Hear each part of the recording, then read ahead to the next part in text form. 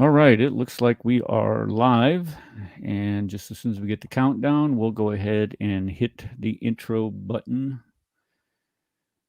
Today we're talking about the Sharia.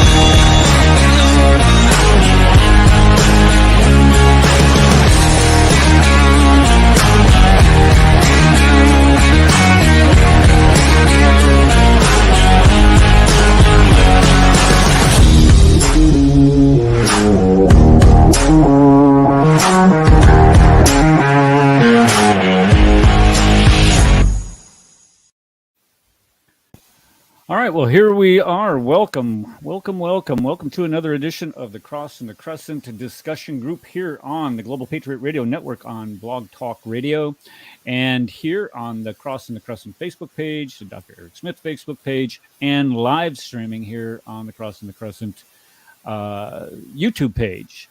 Okay, so it's Sunday afternoon and the sun is shining. It's just a bit chilly, though. That's you know why it's chilly?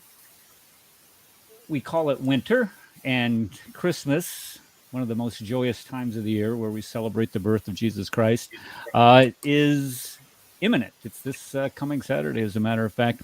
I was reading through some of the Facebook. You have these threads that people love to participate in. I don't much participate in them anymore because everybody's always gets so full of butt hurt every time you turn around and you say something that they disagree with, or they report you, because of course anything that they disagree with is hate speech. But anyway, we were in one of the threads. I was conversing with somebody, and they say, what they say, you Christians, you're so paganistic. You are, that Christmas is a pagan holiday, right? You know this. And what do you do when you want to start a conversation with that? Because you know exactly what where they're going with this. They're saying, well, the Romans, they had Pomona. I think it was Pomona. I might be wrong on that. Maybe it was Apollo. Who really cares? And they celebrated his birthday during the winter solstice, and they said, this is, and then the Christians just use that as a holiday for Jesus. Now, okay, fine. So what are you saying? Are we, we celebrate the wrong holiday, or we celebrate the wrong day? Boy, that just destroys my faith right here in place. Let me take the Shahada right here today. I know, right? I know. I mean, everybody knows this, right? Does anybody here in the chat, on the panel, not know that Jesus was not actually born on January 20, or not January, December 21st? Yeah, I actually have a friend that's agnostic/atheist, and he was actually talking to me about that a couple of days ago, and I was like, I honestly don't believe that Jesus was born on December 25th. I believe it's just a day that we picked to do that. I don't believe that the actual birth, if you look into the biblical narratives and the time of year and the things that were happening, and it just doesn't add up. I said, but hey, if everybody wants to say it, then so be it. But yeah. That's you heretics. No, come on. Next, you're going to be telling me that Santa Claus is not real. Come on, dude. I can't do that with my name. All right. He was born on my birthday, September 18th. Right, well, Is that as long right? as Santa Claus is still real. All right. September. Exactly. He was born in September. September is definitely a lot Mm-hmm. more realistic than what December is. Yes. Mm-hmm. Okay, Yeah. well, here's here's from what I know. This is that the shepherds were in the fields that evening. Why were the shepherds in the field? Did the shepherds stay out there with the sheep every night, all year round? Nope. No, they don't. The only time that they really stay out in the fields with their sheep is when they're having little baby sheeps. Yes. Is that what you call them? Sheeps, baby sheep? No, we call them lambs. There we go. When they're having Lamb. Anyway, all right. All So right. we're being technical. Okay, you're right. The lambs. All right, so they're out there with their baby little sheep lambs, and the only time that they really do that is in the springtime when they are having lambs. So we could deduce that it was in the springtime sometime, but it's not December 25th. And even if it was December, who cares? It's just a day that we set aside to celebrate the birthday. For an example, my Mhm. birthday is July 4th. No, it's not. But I celebrate July 4th every single year because it's a birthday. It doesn't matter if it's my birthday but it's what's represented on July 4th. So, sucker, you didn't destroy this kafir's face. Now, you might have got somebody else to take the Shahada, but it wasn't me based on that misinformation. Well, in our family, because I have 2 weeks off in the summertime, last week of July and the first week of August, I have my birthday off every year because mine's July 28th. But my wife doesn't have her birthday off, or sorry, I'm not off for her birthday. So what we did is we've changed my wife's birth date to when we go away on our trip to Cuba in January. Which is So- like next month. Don't rub it in. Oh, don't. Yeah, don't- I've got like 33 days left. when you're all freezing, we're going to be getting a suntan. Yeah, you're not rubbing it in. I get it. That's fine. Hater. Okay, so today, what are we doing today? Today we're going to be talking about the Sharia once again. We're going to be talking about the Islamic law. And the reason why we're bringing this up is because Rad, he just cannot stop. He does not know when to shut his pie hole. What does he do? He calls a certain show done by a certain. Now, he actually said that he's a former imam on this show, and I don't quite understand that. But you know what? I don't care because he's a self-proclaimed imam to begin with, so who cares? But the bottom line is that Yeah, I know. It almost makes me think, was he fired or something, or what is it? I mean, once you're an imam, don't you continue go to the mosque and teach and do the prayers and everything else? What happened? I Sounds like a disconnect. I don't know, but you know what that would cause me to do, Connie? That would, in order to look into that, I would actually have to Care. care. Yeah, there you go. I would have to actually care what it, but I don't. But anyway, Rad, being the Rad that he is, calls up this show, and he gets those two other clowns on there that I invited here. By the way, what were their Kamal? What's his name? Kamal. How do you say that, Rad? Kamala, like that wrestler. Like the vice Kamal president? Badawi. No, what's Jamal? It's Camel. Okay, that's what I was trying to get. Okay, the camel and Muhammad. And Rad was just trying to ask, because I don't know, what was his topic, Rad? You were just trying to ask something simple. Well, what I asked was, which actually lead me into this. What I asked him was simply this: since what's his name, Charles, is now an apostate of Islam, in the perfect Sharia state, however they want to create it, sometime in the future, whatever, should he be killed as an apostate? And they gave all kinds of goofy stuff. Well, first of all, Kenny seemed to say, your question supposes, the way the question that, in a future Islamic state, that somehow Muslims, we want a future Islamic state. So that presupposes that idea. And I'm like, you don't? First of all, you don't want to live under the Sharia? So he's contradicted himself on that. But this camel dude, Jamal, we got to play the commercial. Body wash for Muslim men. What's really sad is that we actually have that in the but anyway. So he says, why do you want to talk about all the negative things of Sharia law? Why not the good things? Like, we feed the poor with our zakat. We do all this stuff. I'm like, dude, that everybody feeds the poor. Every, legal system, governmental system. So that's nothing shocking or new. You know what I mean? But yeah, when you're killing apostates. So here's the funny thing. Kenny's claim is that killing apostates only applies to those that commit treason in times of war, side with the enemy, commit propaganda, blah, blah, or, commit saboteur or something like that. Now, that makes no sense because the person can repent of his apostasy. Most of the schools give him 3 days, right? Nope. Well, two schools give him 3 days, and the other 2 schools don't give him any time at all. Right. They die that day, unless Kenny wants to make up his own school of thought. Well, that's what he's doing here. But yeah. So if you commit treason and you betray a Muslim army, okay, to the wicked Kafir army, and you get a bunch of Muslim kills, I mean, are you seriously then going to be allowed to repent of that? That makes no sense. But anyway, so I brought that up, but Camel's point of view is radically different than Jamal's, than Kenny's point of view. Jamal just says, no, we don't care if he leaves Islam, as long as he keeps his mouth shut, as long as he doesn't tell people about it, as long as he doesn't, go on the rooftop. And I'm like, you mean like on the internet, and tell people he's no longer a Muslim and that Islam is wrong and evil and all this other stuff, like that. And they didn't really have a response for that. But I do want to share a slideshow. They kept diverting to Deuteronomy something, and they just they would not. And this is what prompted me to invite them, because they kept talking over you. Number one, that's what they do. They just talk over people. And then the second thing that they were doing, they kept trying to change the subject away from apostasy and Islam. Well, what about Deuteronomy 26 says? I was trying to think of a good example of Jews going out and killing apostates today. And do you guys have any idea why I could not think of a good example of that? Because it doesn't happen. And Christians going out and killing apostate Christians, and it does not happen today. But if you look at Islam, what do? They're out there doing it today.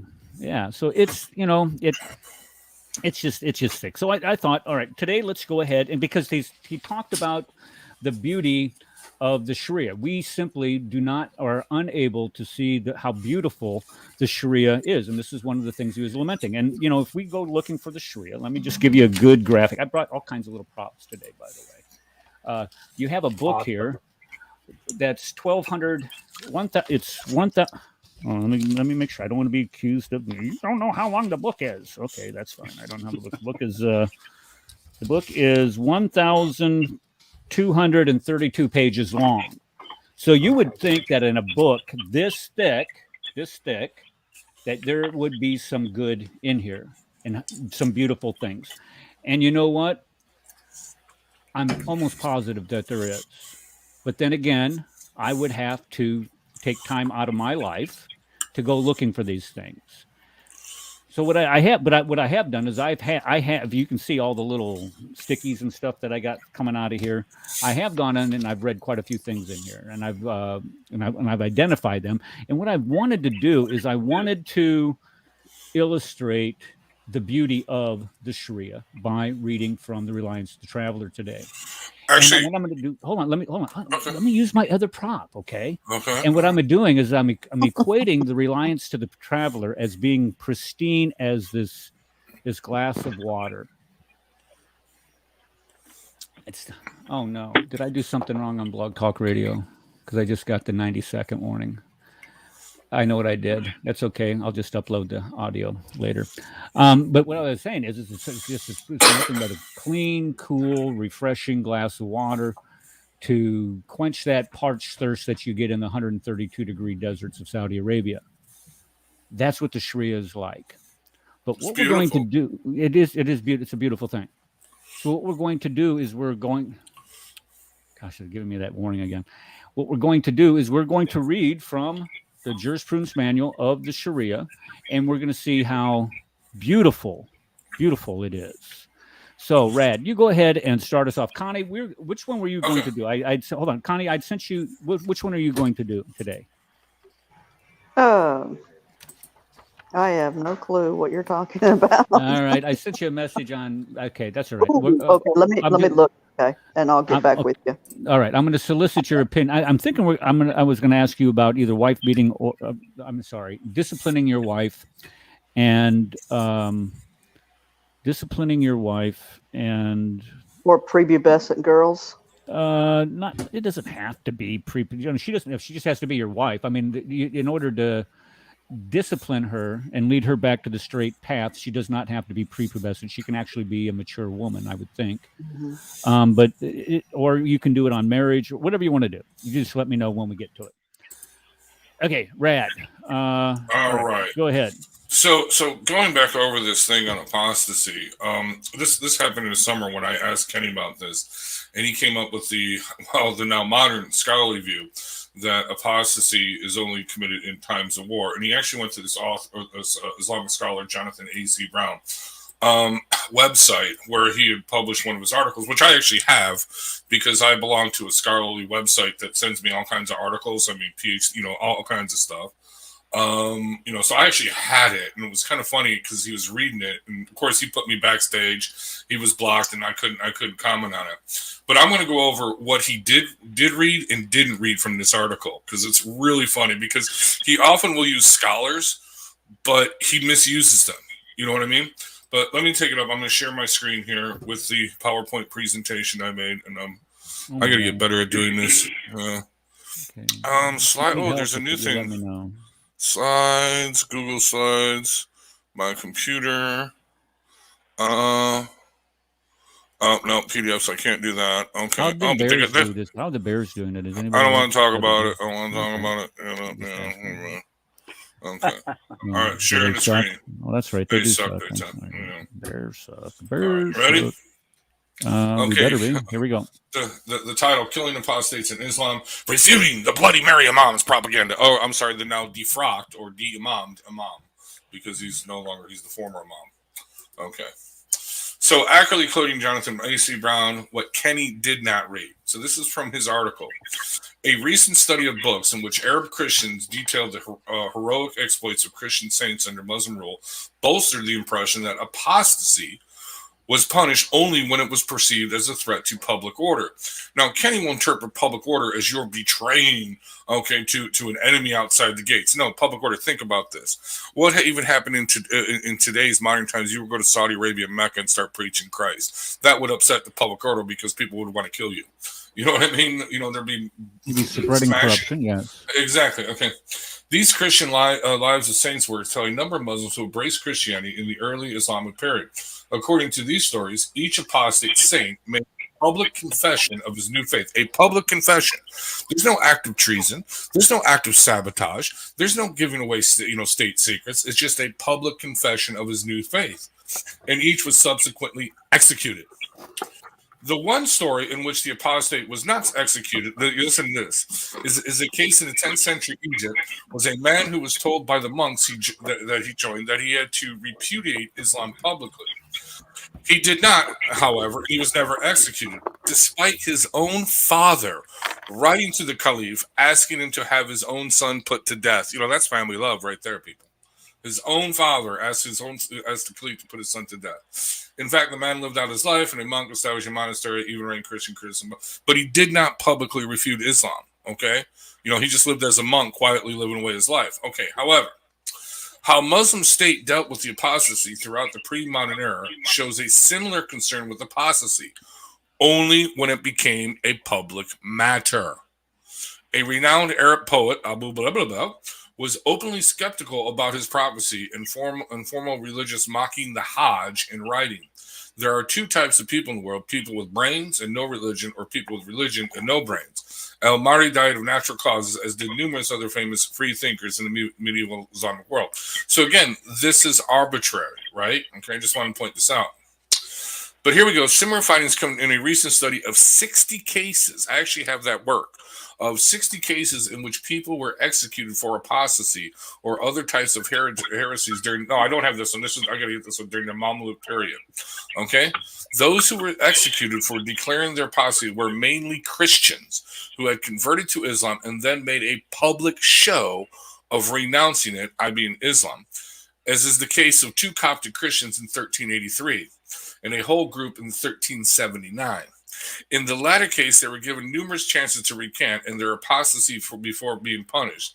Later in the Ottoman Empire, this is the work I got. Later in the Ottoman Empire, a Muslim who had converted, listen to this one, this is great. This is where Kenny will actually point to and say he endangered the life of a Muslim. Later in the Ottoman Empire, a Muslim who had converted to Christianity and become a monk was brought to court to repent before the judge. When the judge offered the man coffee, presumably Turkish, he threw it in the judge's face and began cursing Islam. The judge decided that the man was insane. Only after he publicly insulted Islam 3 more times was the man executed.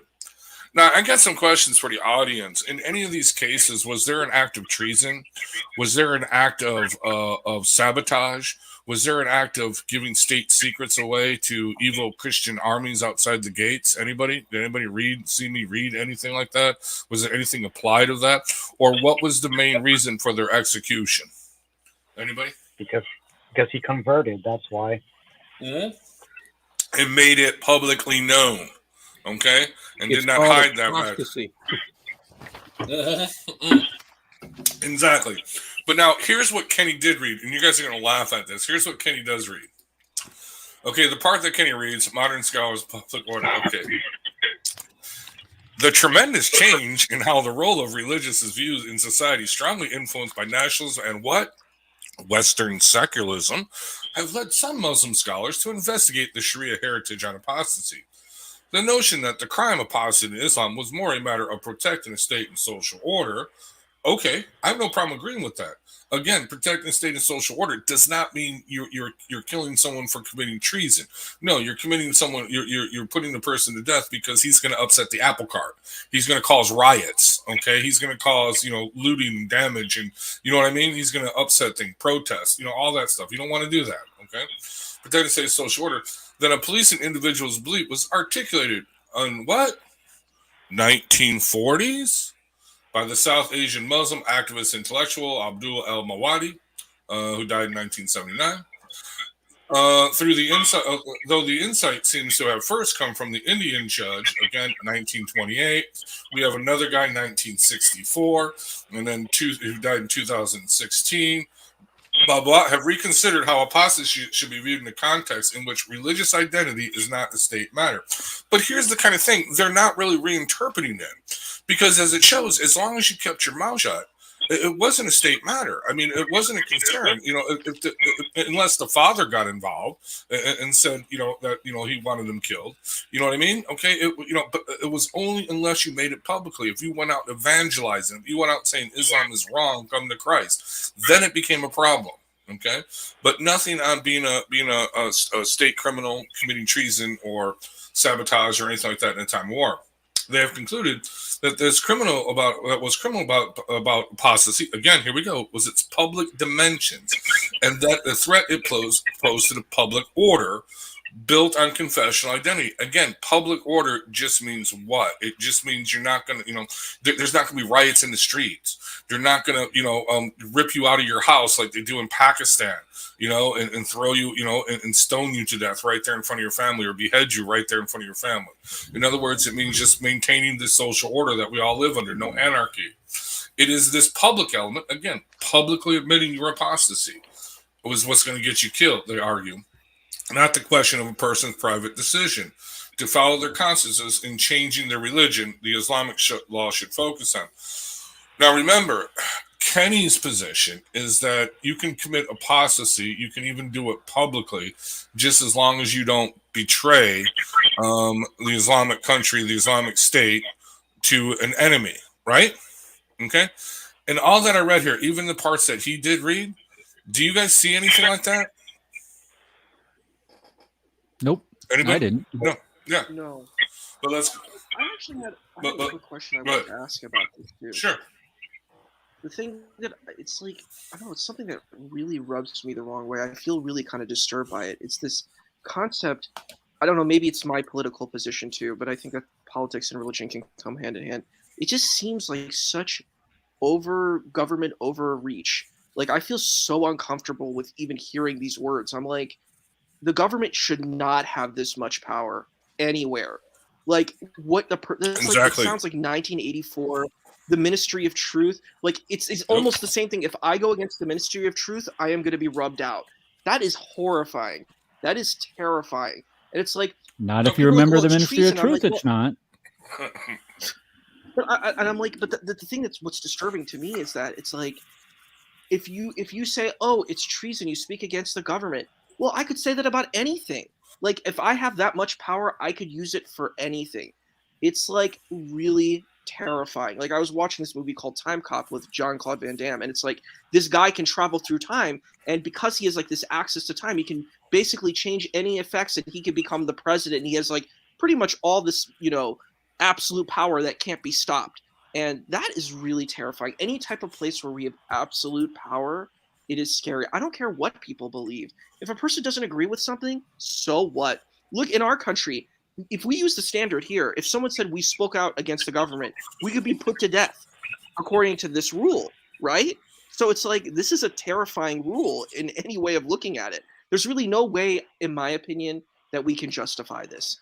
All you're saying is basically the government is God, and the government Okay, can well, do. We can do. You We said, have did to you just obey see the what government. happened in no the matter House what of it says. Representatives this week? Did you see what happened with Ilhan Omar and her Islamophobia? Yeah, Oh, HR. heck no. It actually HR. passed, and they didn't define it. I would protest against that. I'll send a letter to the Senate or something, especially from an ex-Muslim point of view. Well, the problem is it's already It's not going passed. to pass. It's not going to pass in the Senate, though. Yeah, it won't pass in this, No. but it has So passed. it'll die there. It'll die there. No, is this just like one of those bogus resolutions that they passed saying, "Hey, No, it's not a No, resolution. it wasn't a Oh, resolution. It's a This bill. is some, Oh, no, it's this is a something bill. that they It's a was bill. going to give them the power of law to enforce. Oh, so it's criminal. Some type So of, it's a criminal well, they're thing. going to, well, I don't know if they were going to criminalize it, but they were going to definitely identify people groups, not only domestically but internationally. They want to Yeah, monitor. this is not to be done here in the States. It's supposed to affect the UN and Okay. and to affect the world, but supposedly, Which is really bad because Yeah. the UN, they got that's the World Court. so that's Okay. so that's they're trying to Mhm. while they're trying to enforce the UN to do this Islamization, Islamophobia again. I really appreciated David Wood's take on it, how he explained it, that Ilhan Omar is really full of Islamophobia. Yeah, I saw that video this Actually, morning. That she was is. funny. Yeah, she's the actually, chief they are kind of her Islamophobe. own. Right. Yes. Dude, we should just hand her over to Muslims, be stoned to death for committing adultery, Well, and marry that's the part of the kafir. Sharia. I You know mean, what I this mean? is the thing. This is the beauty of the. Stop it, Rad. This is the beauty of the Sharia. And look. Okay, so, well, I was going to say two things. Number one, okay, the Senate. It's going to die in the Senate. Why? Because the Senate has a filibuster. You're not going to get 41 Republicans to vote for this thing in the Senate. It's just not going to happen. So hopefully, you won't get somebody like Joe Manchin saying, "I want to kill the filibuster," or whoever that mensch is out of Arizona, whoever she is. So hopefully they won't do that. They're not going to do that. But the second thing is you're talking about apostasy. Now, remember that nice, clear, pristine glass of water that I had this morning? I have here. Okay, so I'm going to say that, and I was going to get black, but I was going through my wife's cupboard as far as food coloring. This is what one of these things. You have 1,200 pages of beauty in the Sharia, but look what happens to this. Oops, how do I get this off here? And I picked green for a reason. Because Islam is green. Islam is green. So if you take this pristine glass and you just put one little drop of bad law into it, look what it does to that. Are you going to want to drink that? So gross. No way. No, we're not going to want to drink that. So that's just one. And that's just one that we've covered thus far. Wait till we get done with the rest of them. It's like pouring a river of water, green water in there. All right, Rad, go ahead. I'm sorry. We interrupted you. No, that's not a problem. Because I want to get to the end because I find this interesting. I'm sorry, what? I wanted to say, can I say one quick thing that I wanted to add to this? Sure, go ahead. The thing that you brought up. All right, thank you so much, Rad. I appreciate it. The thing that I wanted to add is the idea about this bill. Actually, on its paper, it might sound really nice. Like you're really caring about people and you don't want people to be hurt. This sounds nice in packaging, but if we look at the implication of what this bill does, it's extremely dangerous, in my opinion, because what the bill is saying is it's basically saying, if it's the same thing of government overreach, it's saying, well, if someone doesn't agree with me, you can be criminalized. That is extremely dangerous. And I don't think we should have that kind of bill. Like, the thing is, we can have common courtesy and say, well, I'm going to respect, or I'm going to agree to disagree. We can have courtesy when we are engaging other people. But this type of legislation is extremely dangerous in the sense that we can it's the same thing like the Ministry of Truth passing a bill. It sounds really nice. It sounds like we're true, we're saying good things, but in reality, it's not that. It's a way of the government being able to control people even more than they are, which we don't want. Oh, exactly. That's why. This is no different. Yes, they use words. They use words. I mean, though it may be filthy, disgusting, pathetic, pitiful, they name it, this is a truthful bill. The truth-worthy bill, whatever they say, they use the nicey words to title it, but then when you read it, it's full of dead men's bones and destruction. Well, this is the scariest thing here is that this is a reflection of M103 from Canada. Mm-hmm. Now, M103 was going to declare Islamophobia a crime in Canada. What this does, in a sense, is take away freedom of speech. And in countries that don't have freedom of speech, it takes away what they define as freedom of expression. It also removes anyone who has freedom of religion, because it gives Islam supremacy. That's the number one thing it does. And for those who don't know that, there is no Christian phobia. That we don't have a Jew phobia. We don't have. There's all these phobias we don't have. Hindus, whatever. But the only one that fears all of them, to be honest, is Islam, because it's willing to kill all of us. So, yeah. We have to. It's only a phobia if it's an irrational fear, which means you have no reason to fear. But if they're really out to get you, is it a phobia? Yeah, really. If they're cutting people's heads off, that's a clue right there. I fear that. Yeah, I have to say, I fear getting my head cut off, even though I'm not an apostate. But either way, so we can share my screen because I want to finish this up because I do got to jet out of here pretty soon. But this is basically now his conclusion. Okay, after he reads that article, after he points out that every case, where apostates were killed in actual historical documents, historical records, was because they made their apostasy public. They made it known. They refused to repent, or recant their apostasy. Okay, in cases where they didn't make it publicly known, right? They just, retired away or whatever, they were not killed, even when the father of the apostate begged the caliph to actually put him to death. Okay, then you have modern scholars come up and say, well, hey, basically saying the same thing. Okay, saying, hey, it's not, we're not interested in private in your homes.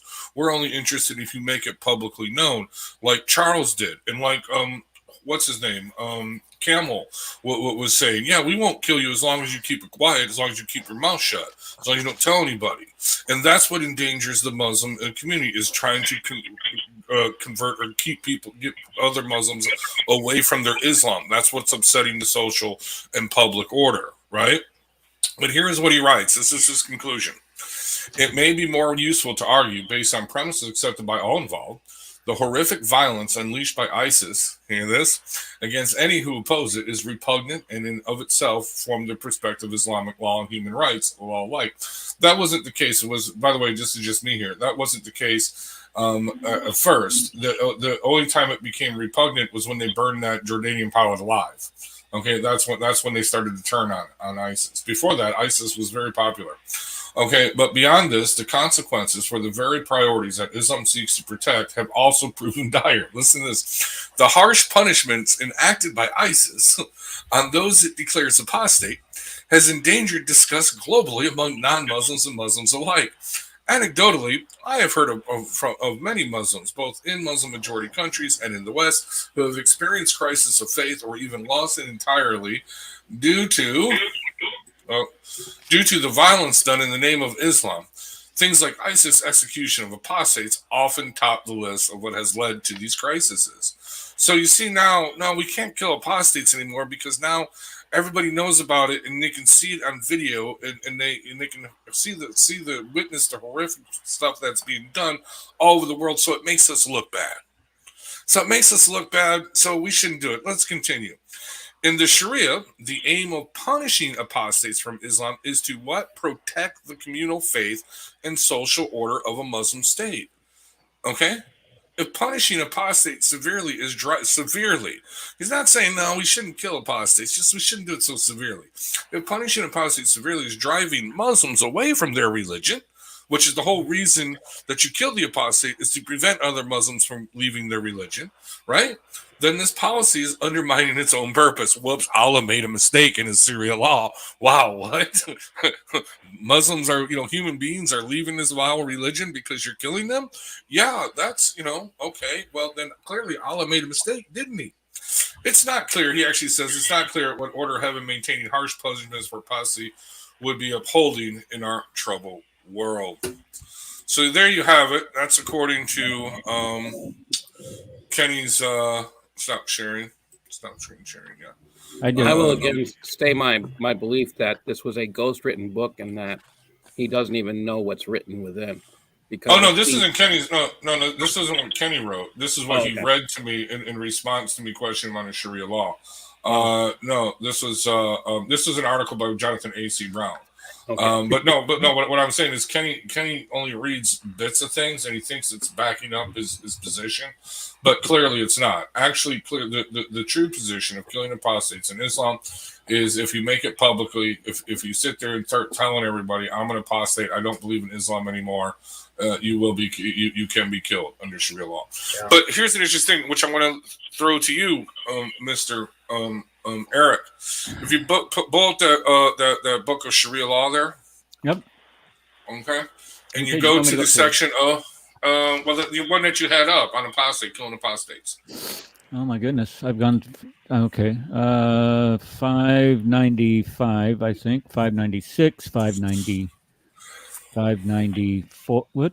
Okay, so 595 would be right after. I'm getting there. Give me a sec. Okay, here we are. 595. There we are. All right, 595. Apostasy. Nope, it's not there yet. Hold on. I'm there now. There we go. Okay. Did you know it's kufr to leave Islam? This form of unbelief. Yep. This is what it defines apostasy as. I will stand for anyone that leaves Islam because it's going to be about my son as well. My son is nigh into leaving Islam. He's seeing more and more that it's just pathetic.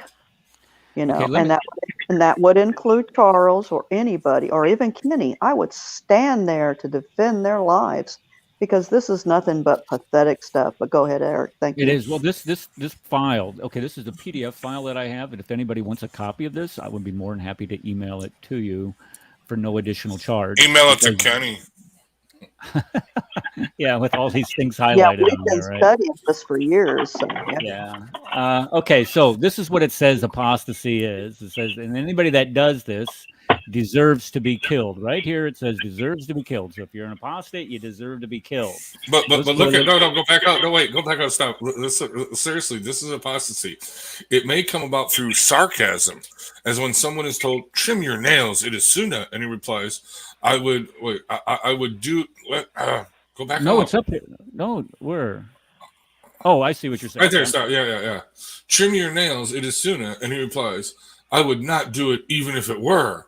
As opposed to when someone circumstances this, which exonerates him of having committed apostasy, such as when his tongue runs away with him, or when he is quoting someone, or says it out of fear. So, in other words, if you mock or you're sarcastic against the sunnah, even when it comes down to something simple as trimming your toenails or whatever, you're an apostate. You can be killed. Go ahead. Sounds like Kenny's in a little bit of trouble here.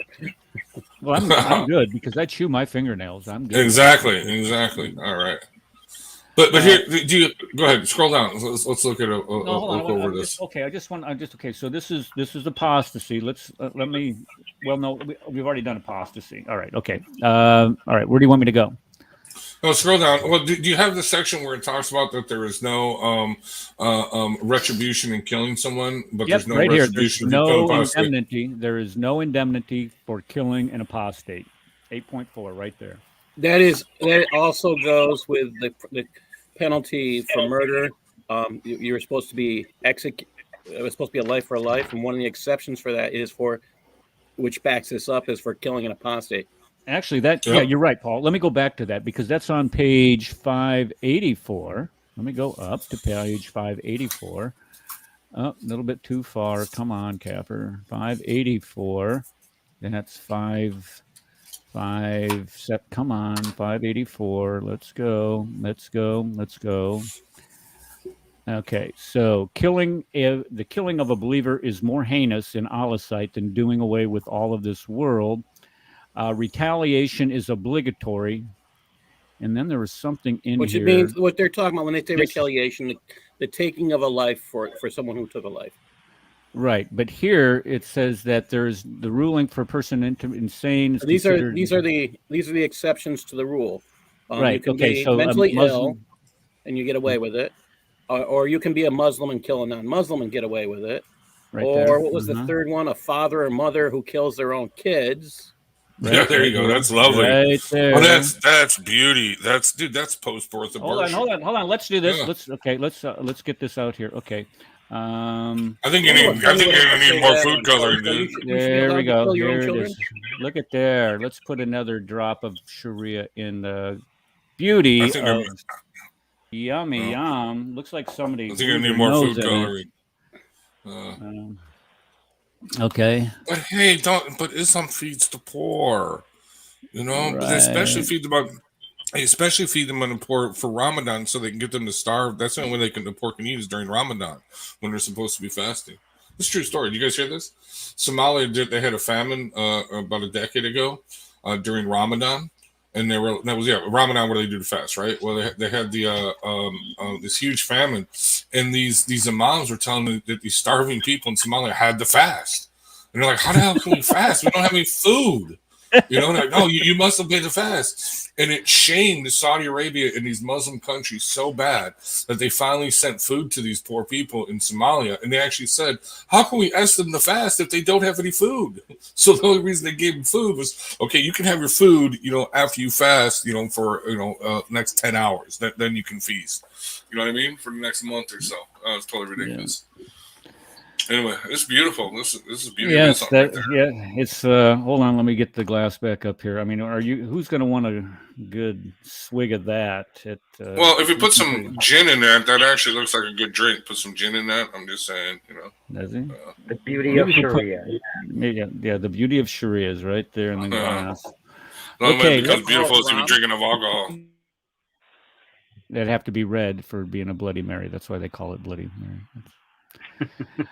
Okay, let's go back to acts that entail leaving Islam. So, you know, what if you can be killed, for apostasy, you're going to want to know what apostasy means, right? Okay, so here, there we go. I think that's kind of, so let's go ahead and take a look and see what apostasy is. Apostasy means to prostrate to an idol. I would agree with that 100%. Bowing to a rock in the middle of a desert. Well, I guess they don't call it. That's monotheism right there. I guess I messed up on that one. Okay, how about this one? To speak words that imply unbelief, such as Allah is a third of three. Now, do we say that Allah or God is a third of three? That's not what we say, because that would be relegating God to a mathematical equation. We say Trinity is what we say. So if it says Allah is a Trinity, well, then I guess couldn't we get off the hook in a court of law in this? Wouldn't you think that would be a disclaimer saying, well, we didn't say Allah is a third of three. We just said Trinity. Would you be able to not be prosecuted for that as a Christian? I would hope so. To revile Allah. So you cannot whoa, wait a second. Wait, hold on a second. You cannot Allah or his messenger. Look at that. Sounds like he's equal. Oh my gosh. Okay, you can't revile Allah or his messenger. I wonder if you could revile Jesus. Does that include what about Moses, David, Abraham, Ishmael, Isaac? Only Muhammad. Only Muhammad. Exactly, John. Only Muhammad. Yeah. Now, why is that? Why is that? Why is Muhammad so special in all of this? What makes, I mean, here's a guy that has done everything that when we look at the prophets and some of the evil things that prophets had done, like kill people, like David did, had somebody killed. Do we celebrate that? No. When Muhammad does it, hey, that's okay. Let's see. To be sarcastic about Allah's name. Okay, tell me, has anybody seen AP's video this morning? He put out this morning. Okay, it's the 10 reasons to be a Muslim. And it's narrated by Sheikh Yabudi. And so he is Sheikh Yabudi giving 10 reasons for people to be a Muslim. And, are you sure it's not Sheikh Yabudi? It's Sheikh Yabudi. Sheikh Yabudi. Mashallah. I mean, it was that. Okay, yeah. Wow. It was hilarious. So I would, after the show, I would go back in and are you going to leave bacon for Santa? There you go. That's okay. That's perfectly okay as Christians. God bless you, sir. God bless you. Okay, let's go back to that and see what Sheikh Yabudi has to say. Okay, to say that Muslim is an unbeliever, is a kafir. To say that you're a kafir, so call somebody a kafir, is to revile the religion of Islam. So, you know, I would think that if any of us that are on this panel would ever appear in a Sharia court of law, we would probably be toast. I'm just saying. I mean, you just don't ever try to get caught in an Islamic country and have to go to a Sharia court, because to revile the religion of Islam. Can I interject?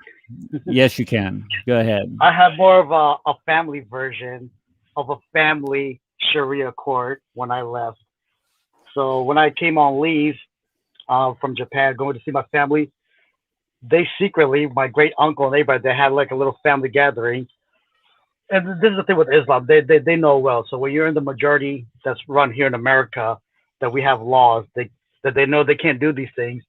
So they try to do it within the inner circle, you know. So it's more like a family Sharia court they had against me, questioning me why I left. They try to pinpoint me, did the government did something to you? They try to blame it all on the government. And they try to, of course, give me a reason for me to come back, give them proof. And I just told them exactly what I did. No government influenced me on anything. So instead of me trying to kill me, of course, they have to use way of mockery. They have to use ways of, you know, if you don't come back, we got to take everything away from you. If you need any help from us or family, you know, all that will be gone. And another thing they did mention is that once I made my claim that I'm not coming back, so this is what they did. Okay, fine. You can leave, but you're not allowed to talk to any of the other family, like to your cousins, about Jesus or Christianity. One of my uncles was fearful. He said, I'm afraid that you might try to make my son come to Christian. I said, this is their choice. If they ask me questions, I said, I'm going to bring it up. I'm not going to hide away just for myself. So this is the way how they interject. And the way that brother Radical brought up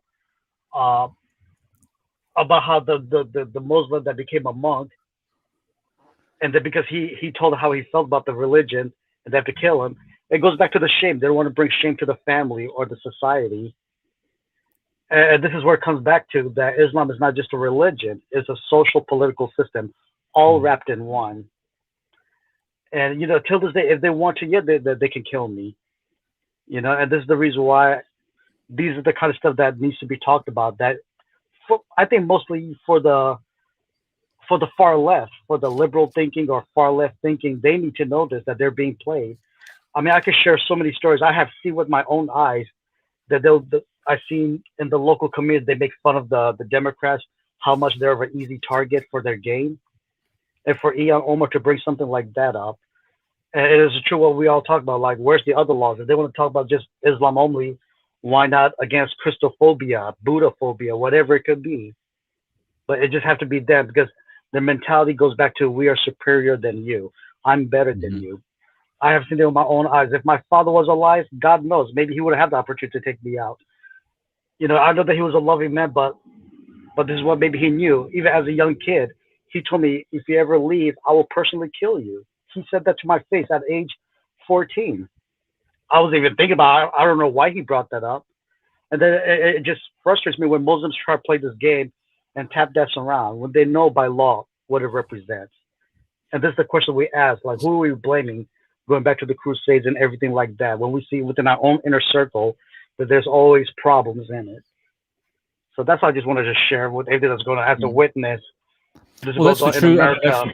That's the true faith of Islam. That's the true faith of the Sharia. Who's that sheikh that said that if Islam had gotten rid of the apostasy clause, that it would no longer? Was that Khaladawi? Oh, I think one of those imams. I saw that post that too. Is, like somebody. Sheikh Karadawi. You have the leader, one of the leaders of Al Qaeda. Yep. Yeah, okay. I did a baby video on that. So, but yeah, yeah, I think I've put a meme up before because I've seen the meme where he's and what I did was I went to the because sometimes you just think somebody that is so prominent. This guy was like in the charge of Al Azhar University or something, one of the chief Islamic clerics in all of Sunni Islam. And you're like, yeah, he would say something like that publicly. But there was an interview that he had done, and he said this publicly in the interview that if Islam had done away with the apostasy clause of killing apostates, that Islam would have gone away a long time ago. So, when you have your own people admitting this, that, hey, look, we have to have this apostasy clause in here, and the reason why we do is because that we have to keep people in the fold, because if you don't do that, you're going to allow them to leave on their own. Everybody will be leaving, just like they did right after Muhammad died. Everybody was leaving. This is why they had what they called the writ of wars. Okay, let's jump back at that. Thank you for that, Emmanuel. Let's jump over to page 5. Real quick, people. Don't forget to like, share, subscribe, and just smash that like button. Tell all your friends. Subscribe. Yeah, that's all I'm going to say. Go ahead. Like, what's the bell thing? The bell's the notifications. Don't. Oh yeah, hit the bell too. Yeah, don't forget click the bell. Yeah, because every time I build a show, it'll notify you. Usually get it on Saturday and Mondays is when I build the shows.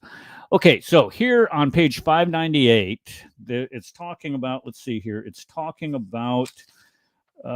This is acts that entail leaving Islam, but then it goes on to say what is the. Let me see here.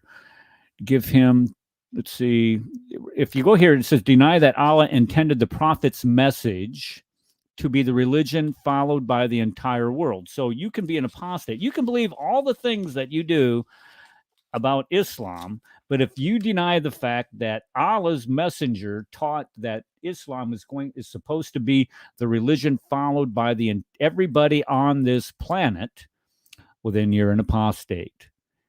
Oh, I want to make another real quick comment about what causes apostate. You read the one section, if a Muslim calls another Muslim an apostate, they're the apostate. Right. Didn't Kenny call Beholder God multiple times an apostate? Oh, he did. He did. Let's let me see if I can find that. That was that's to prostate. No, but he just, and that was for him just coming on and talking with you. Yeah, even though Kenny ran to the claiming and claiming that he was in cahoots with you. I mean, where's the proof of that? There's no way. Right. We just stood up and loved him in Christ, Gave him a platform to listen to him. And what's funny is Kenny did the same thing, but worse, he ran to the super kafir, Sam Shimon, crying, "Please don't let those bad Christians tell us the truth about me. I can't have that." But yeah. And, here's the funny part. So even though we turn around and ask the same thing, he says, "What is it of your business? It's none of your business." Yeah. right? Well, here's the funny thing. Even though he called Beholder Guard an apostate several times, multiple videos, okay, he now just praised Beholder Guard in one of his videos. Hey, brother, assalamu alaikum. It's good to see you doing just dawah again, or something like that. So in other words, he acknowledges that Beholder Guard is not an apostate, even though he called him apostate. Yeah, hypocrisy to the finest. Completely. Yeah. This is a recent video, you're saying? Yeah, recent Beholder Guard's last video. No. Okay, so Kenny is telling him we appreciate you doing videos on Dawa now. Yep, Kenny made that comment. Yeah. Wow. Good for Kenny, being the bigger man about all of this, right? Yeah. He's not. He didn't want to cause any drama, would he? No. Okay, so anybody else want to say anything about apostasy before we go on to the next drop in the glass of? I would have to say that the big point here with apostasy is that Islam hates all that is not Islamic. And if you have any, this is why children are killed. This is why apostates are killed. It is why family is killed. And it is why jihad is carried out as well. It is all about the hatred of what is not Islamic. Yeah, okay, and I agree with that. Because here, you know what, you were cheating, weren't you, Paul? You were reading right out of the Reliance of the Traveler, weren't you? Because you went to the next page when you weren't supposed to. You were probably one of those kids in school that read ahead. Oh, it's from my book, my last book. All right. All right, so busted. All right, so here is the very next page. Jihad. Now, what is jihad? We've been lectured quite a bit over the recent years about what jihad is and what jihad isn't. And, jihad is me losing weight. Jihad is me, getting up and going to work on time. Jihad is everything except what we find in their jurisprudence manual for the Sharia. So jihad here. Yeah, they want to lie to us West. They want to lie to us Westerns. Well, why would they want to do that? I mean, come on. They wouldn't lie, would they? They wouldn't misrepresent this, would they?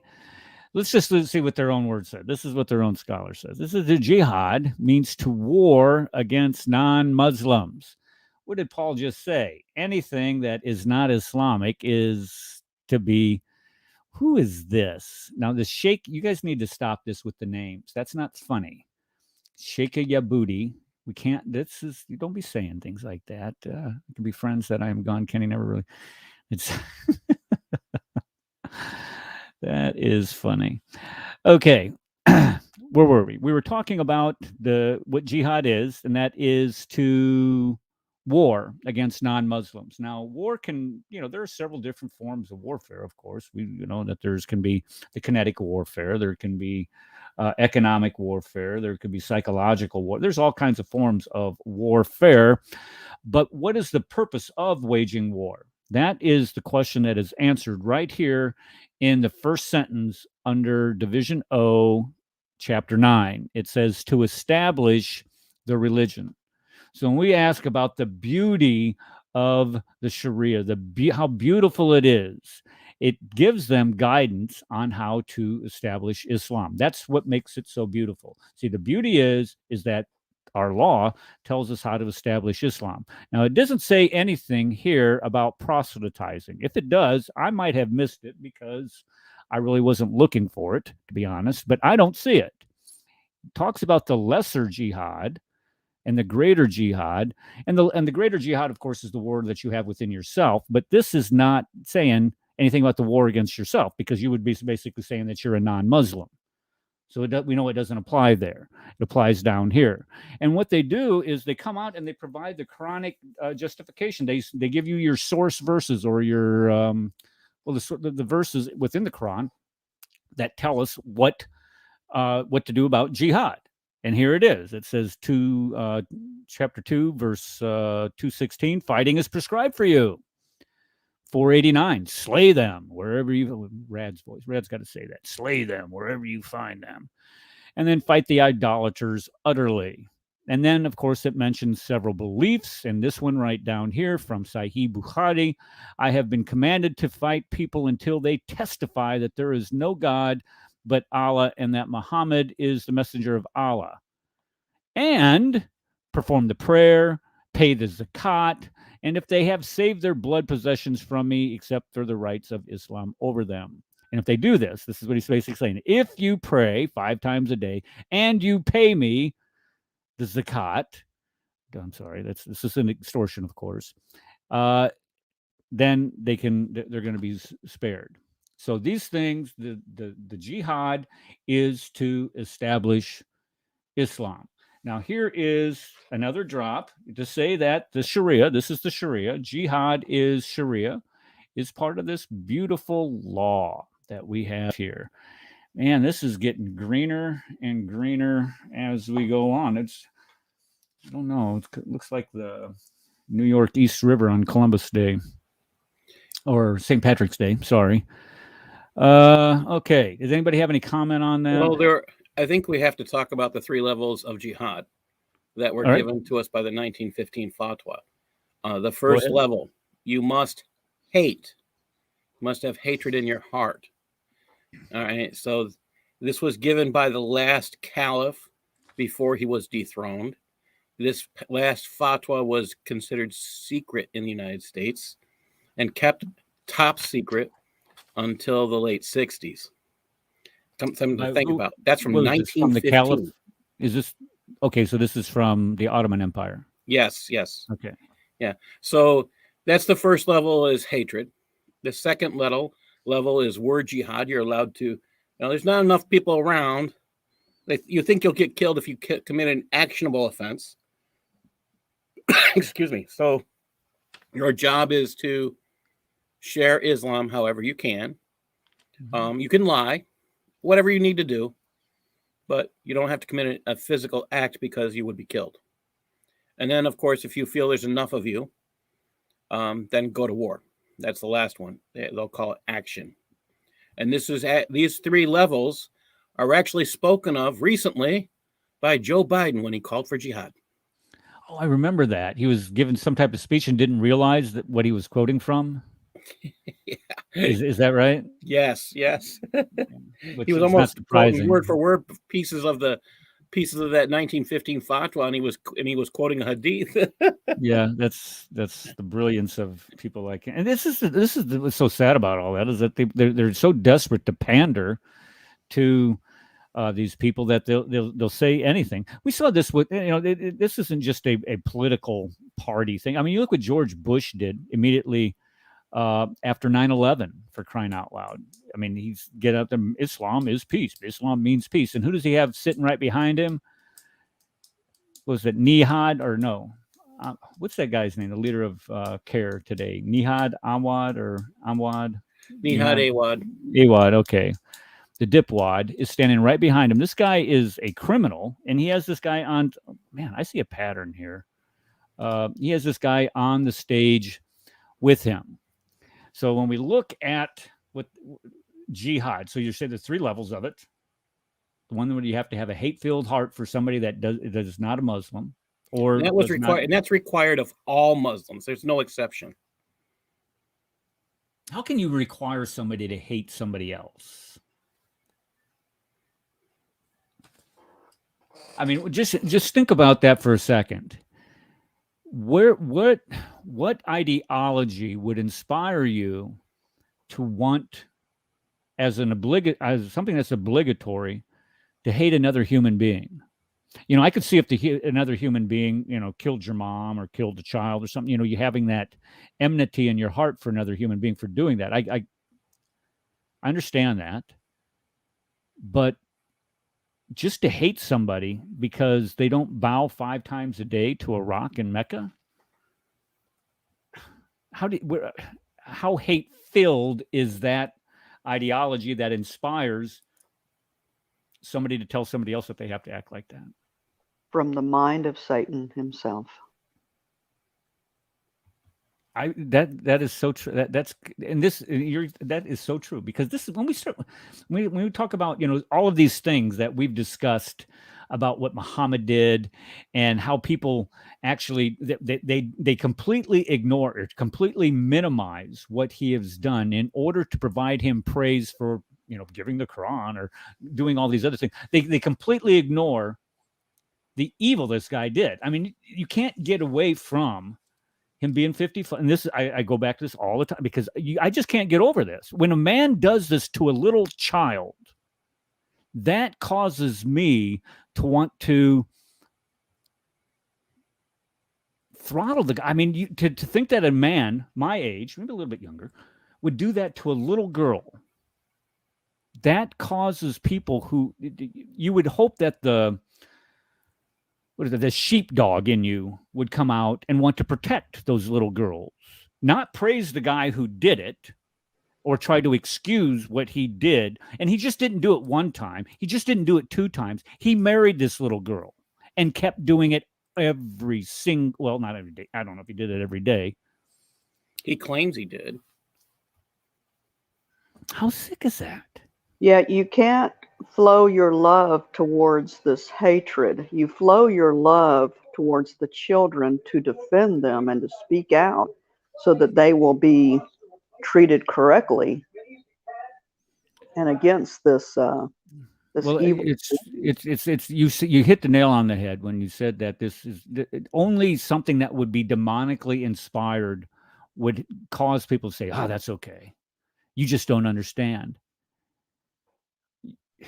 Yeah, you can't drip your love towards an ideology that says, "Go for it, little girls, prepubescent little girls, or game for you."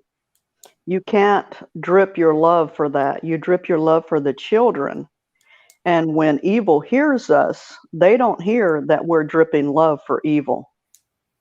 And we never will. We drip our love for the children to defend them because this is nasty, it's disgusting, and it's pathetic. Let me read. Let me read from the 1915 fatwa. I have a copy here, and this is jihad.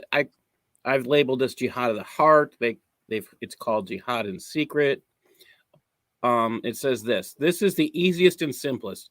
In this case, it is to suppose that every unbeliever is an enemy to persecute and exterminate him from the face of the earth. There is not a Muslim in the world who is not inspired by this idea. However, in the Quran, it said that such a war is not enough for a Muslim, whether young or old, and must also participate in the other parts of the holy war. So it's required of everyone, and yet it's not enough.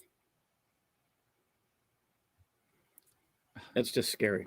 It is. I mean, it's sad that you got 1.5 billion people on this planet that. Okay, let's move on to something a little bit more beautiful about the Sharia, shall we? Yes, we shall. Okay, here's the part that when we start talking about the obligatory character of jihad. Number one, it says it's a communal obligation, meaning that if you are part of that community, you are obligated. It isn't something that is voluntary. You are obliged to participate in it. But here's something that's neat well, I don't say it's neat, but this is something that applies to that organization, CARE. It says, he who provides the equipment for a soldier in jihad has himself performed jihad. So when they're funneling all that money, and what I mean by that is they're laundering all that money and sending it to Hamas, what they're doing is they're performing jihad, don't you see? This is their form of jihad, to send money to terrorist organizations to wage jihad against the infidel, against the kuffar, against them Jews in Israel. Well, you know, at this point, they can say anything because they're rewriting Islam to try to get Islam in place. So they'll just lie to them and just keep on adding things. Yeah, this is jihad. Send us money so we can buy bombs, bullets, and guns. They're adding to, you know. I brought up this on Charles's stream Friday night, that Hamas kills people. And you know what Kenny's response was? I don't know anything about that. No, they don't. I don't know anything about that. I don't know how you could be a big. Never mind. It doesn't. There's nothing that amazes me about this stuff anymore. Okay, let's keep going on here with the jihad. There was, I think maybe that's all I highlighted. Yeah, that's probably no. Here we are. Objectives of jihad. The objectives of jihad is to do what? Hold on, let me go ahead and put my highlighter here. The objectives of jihad: make war upon the Jews,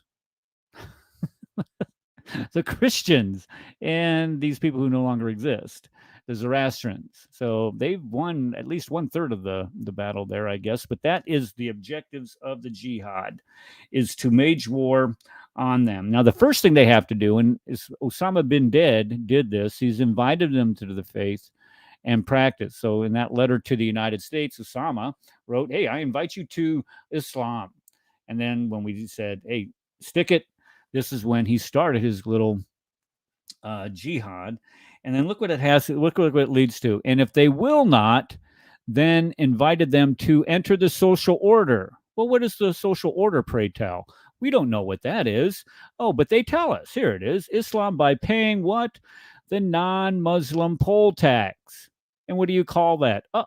You call it the jizya.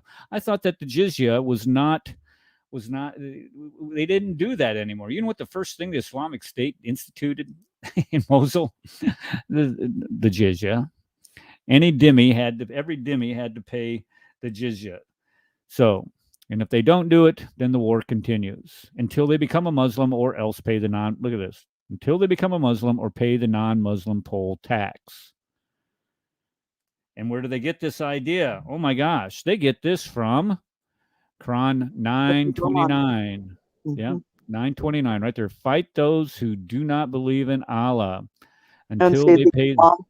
The Imam wants to say, you take everything out of context.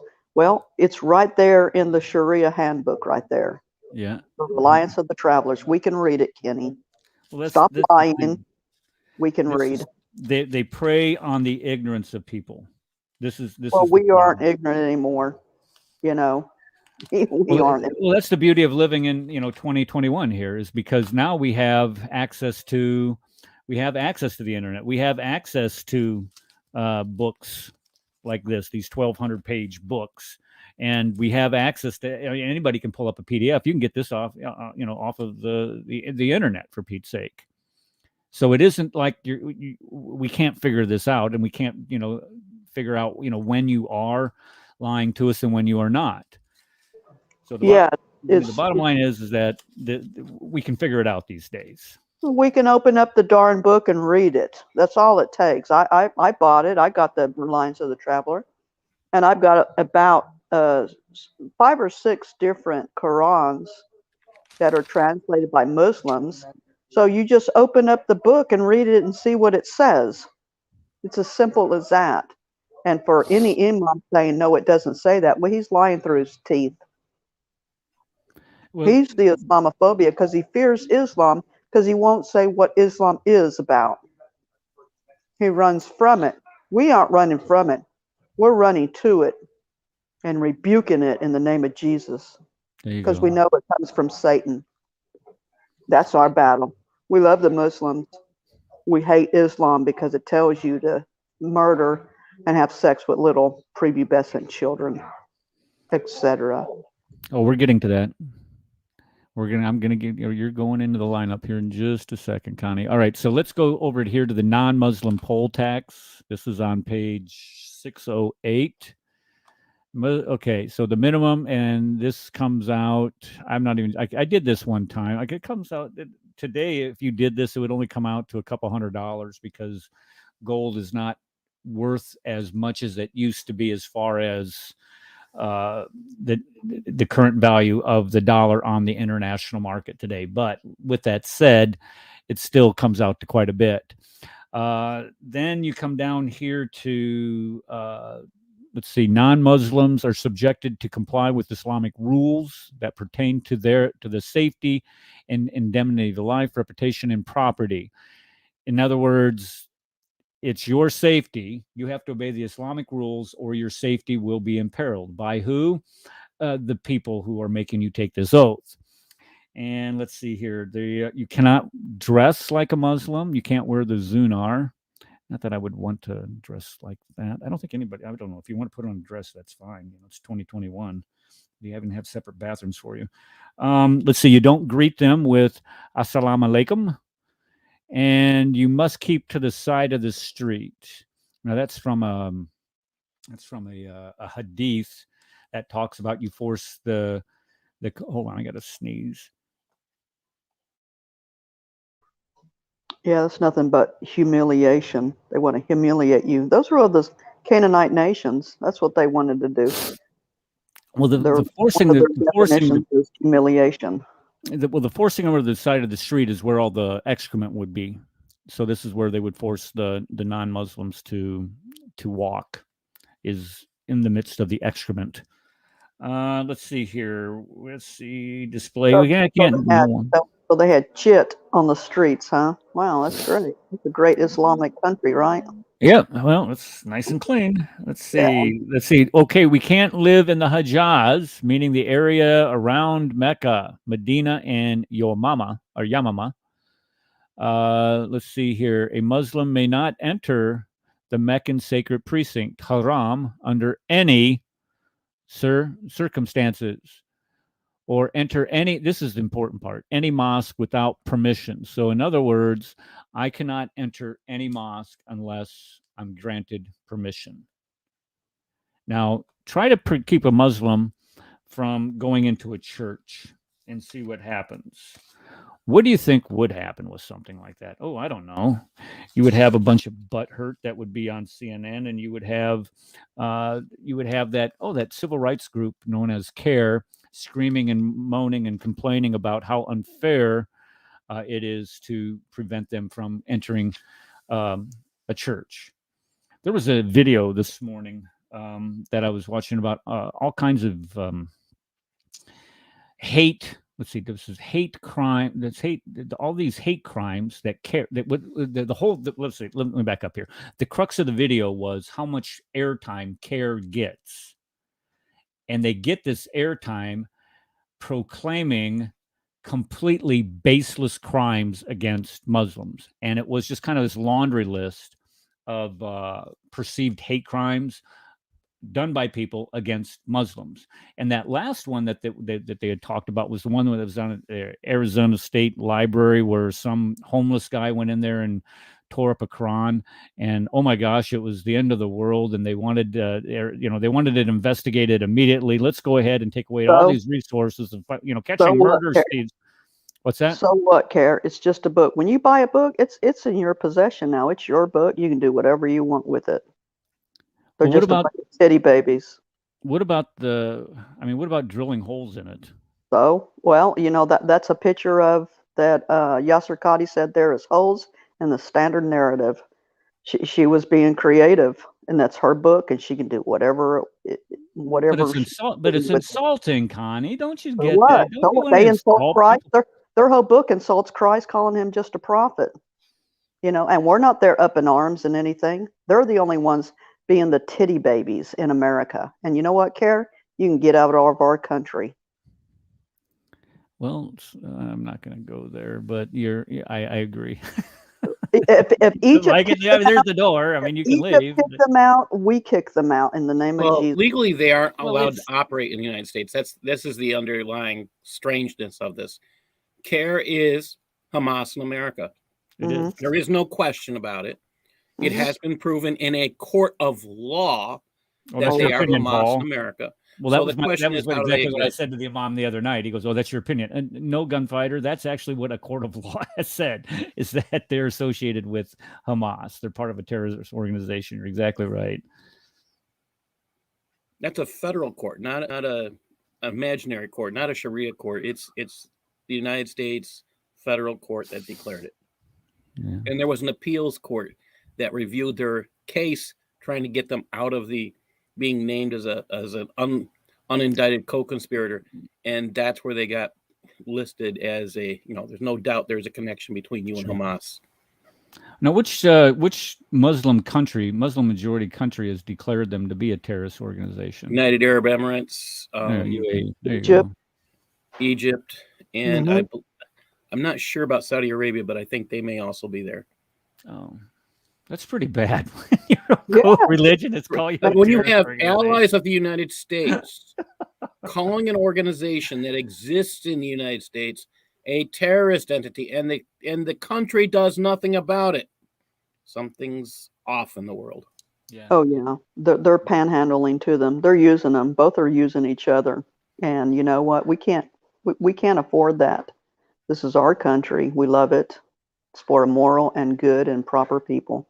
Well, this is something that you never hear from these guys, is any type of praiseworthy words for our country. I mean, I think this is kind of like one of those inherent things that you have to have a hatred for the United States. I have never heard anything positive come out of those pie holes of these imams or those spoke idiots for care say anything positive about our country. Even look at that mensch Ilian Omar. She hasn't said one positive thing. This country brought her family in when her country was suffering a famine. What's that? Mm-hmm. Didn't we rescue her from? We did, however, she came here under a fake name. What's that now? So she came under pretense, but didn't we protect her family from Islamic ridden area? Well, it was from Somalia, and Somalia was going through a civil war. This was, Black Hawk Down period, when they didn't have a government. They still don't have a government to speak of anyway. Wow. But they brought her and her. I think her dad. I don't know. I can't remember off the top of my head. But, you're right. Right, and so the United States brings her family into the United States, relocates them, gets them set up. She grows up, and you don't hear one positive word out of that woman's pie hole about the United States. It's all destructive criticism. We don't do this. We don't do that. We don't do a lot of things like try to keep people's mouths shut about criticizing other people either. Mm-hmm. Which she does. She wants to stifle free speech. This is her desire. Well, if she wants to keep people from criticizing Islam, and if she wants, if she wants to be this a matter of law, and it bothers her so much, go back to Somalia. Yeah, I know. They don't do it there, but don't try to tell us that we can't do it. That's just absolutely ridiculous. And we won't do it. That's the thing. We won't ever do it. So let her go back over there where Islam is about to take it over. And let her be a president over there. 99% of Somalia is Muslim. 99.9%. Then there you go. So we discovered we delivered her from that ridden area. That was she wants to bring that to here. That type of mindset here. I think it's quite a statement what her family believes that she would. I mean, we brought her here. And you will probably hear that it was done in Christian charity. I'll throw that out there.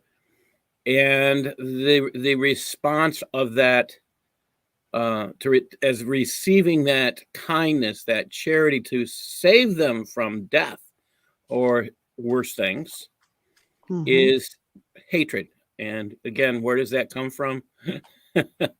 It's their own rules, their fatwas, it's their Quran, it's their hadiths, ideologies. Yes, so that she's endorsing. When you endorse Islam, you endorse hatred of all that is not Islamic. Yeah, I mean, why doesn't she start thinking about her grandchildren that are going to be coming up, and her great grandchildren? That she's just landing them in the same pit that we delivered her from. Does she have any children? I mean, she's she's got like 2 children, I believe. Does she? Okay. She has 2 by children. I think she has at least. I don't know if she has one by her brother husband, or I think she has. I mean, what would you? Okay, if it was her brother, okay, would you? If the child, would they call him dad or would you call him uncle? That's a good question. And then I think she has 2 by her real husband, and then I had heard she was pregnant by her adulterous relationship new husband. So I'm not sure how many she has. But I don't know. I don't know that maybe she killed that one. I don't know, but I'd heard she was pregnant at one point.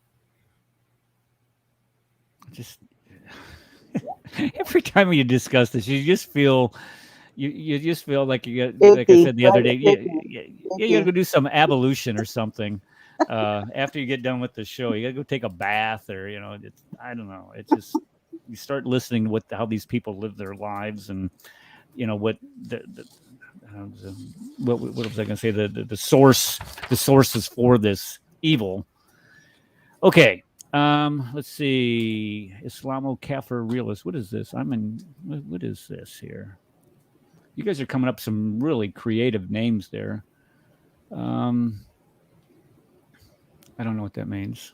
We're snow on Earth. In Utah, we were in a drought. We're snow on Earth.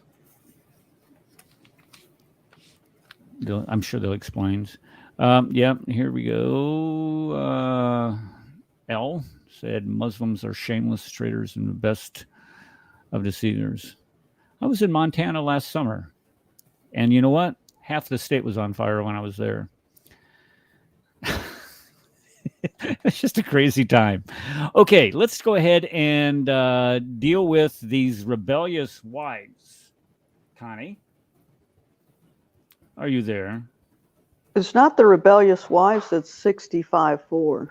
I chose where they can marry prepubescent girls. I sent you a load of memes. Oh, you did. That's right. Okay, hold on. Let me drag that over there. Bible here to let you know.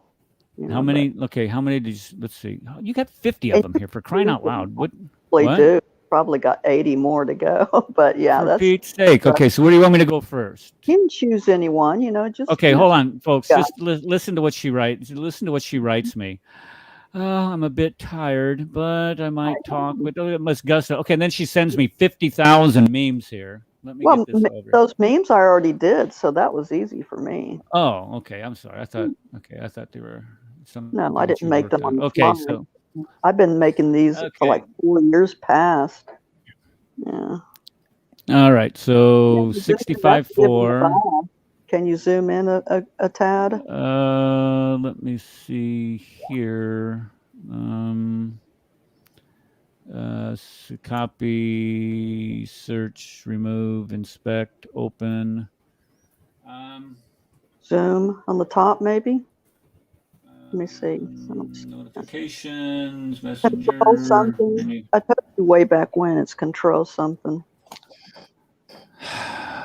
Let me try this. Let's make the screen bigger. There you go. That's what we need. Yeah, keep on zooming that bad boy in. And this only goes so big. Okay, it only goes so big. That's the problem. Okay, that's cool. That's cool. Hold on. Oh, I'm at 400% now. All of my icons are really big. Yeah. All right, that's about as big as I'm going to be able to get. Sorry. Okay. Okay, well, and for such a women as this. This is the Tasphere from Ibn Abbas, right? Mm-hmm. And it says, of your women as despair of menstruation because of old age, if you doubt about their waiting period, and their period of waiting shall be 3 months. Upon which another man asked, O Messenger of Allah, what about the waiting period of those who do not have menstruation because they are, look at that, too young? Now, what are you doing asking about little girls? I tell you what you're doing. You're acting like a scumbag. That's what you're doing. Oops, sorry. That's what you're doing. You're acting like a scumbag. Okay, I'm sorry. Where did I saying they're too young, where one imam goes, no, you're taking it out of context. This is Ibn Abbas.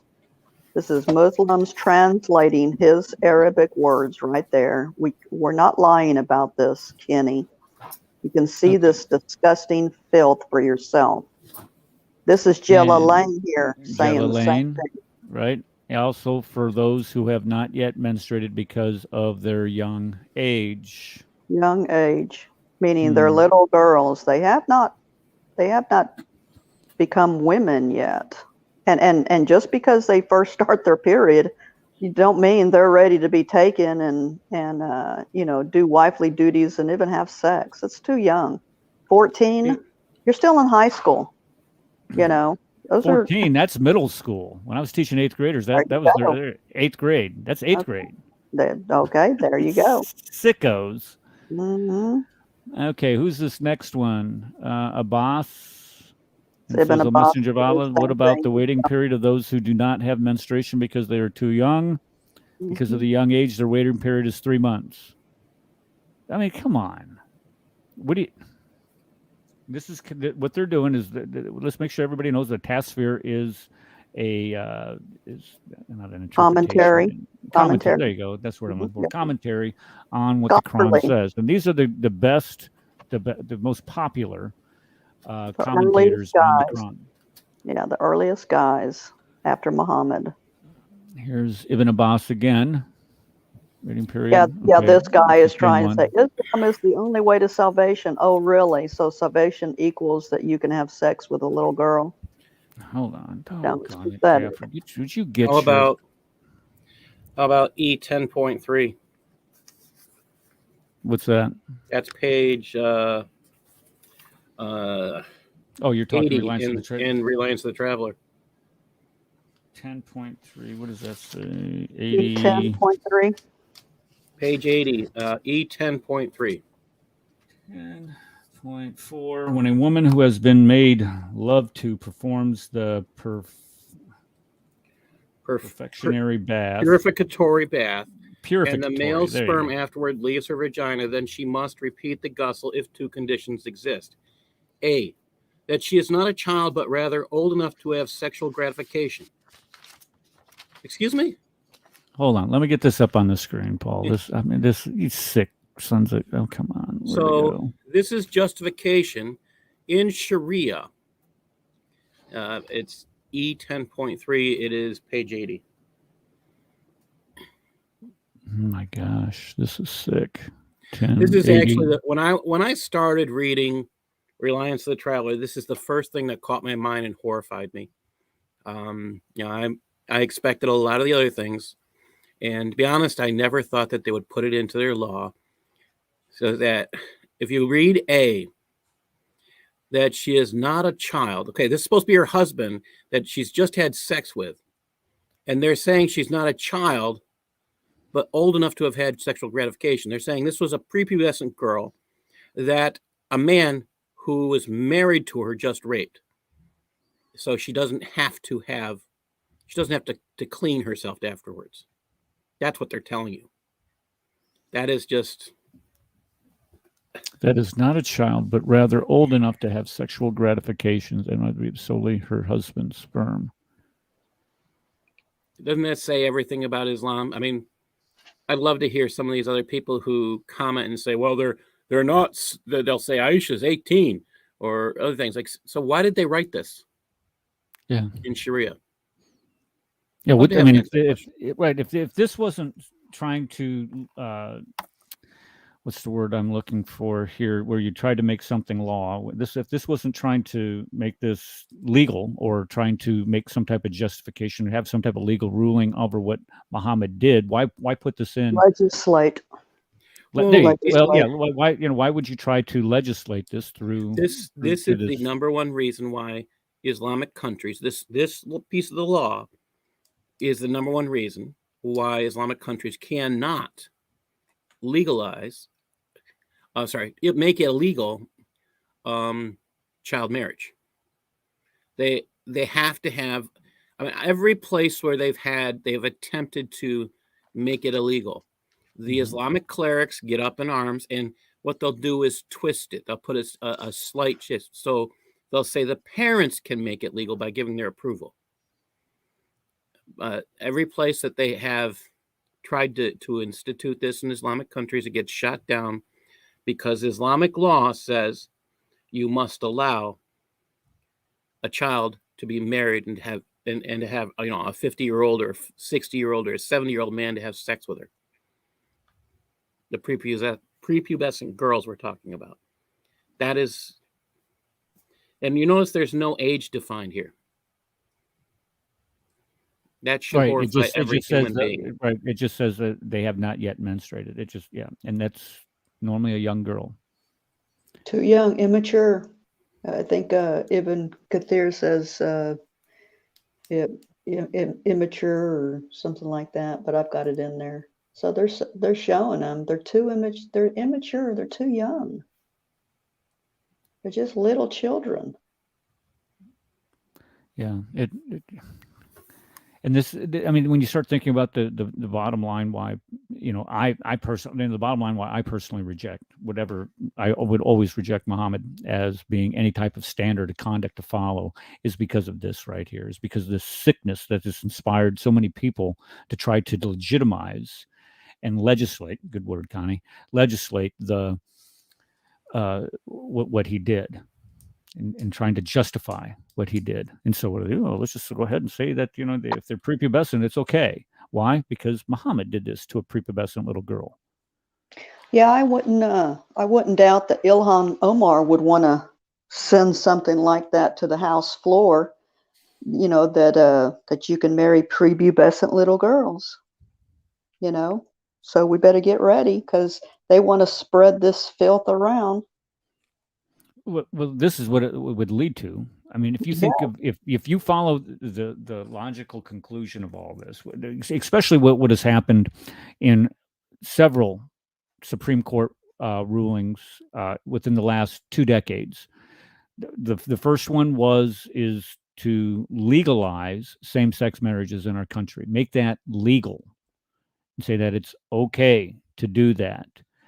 Then they're turning around today and saying that you have to recognize people who want to change their genders and allow them to compete athletically, give them all full rights as somebody of the opposite gender from which they want to identify with. And then the next shoe to drop is going to be polygamy. You watch, it's going to be polygamy. They're going to say, look, you can marry as many women or men as you want to. And however it works out for you, that's fine. We as a country have no business telling you what marriage is and what marriage isn't. But after that, this is the what we would say the golden calf here, not the golden calf.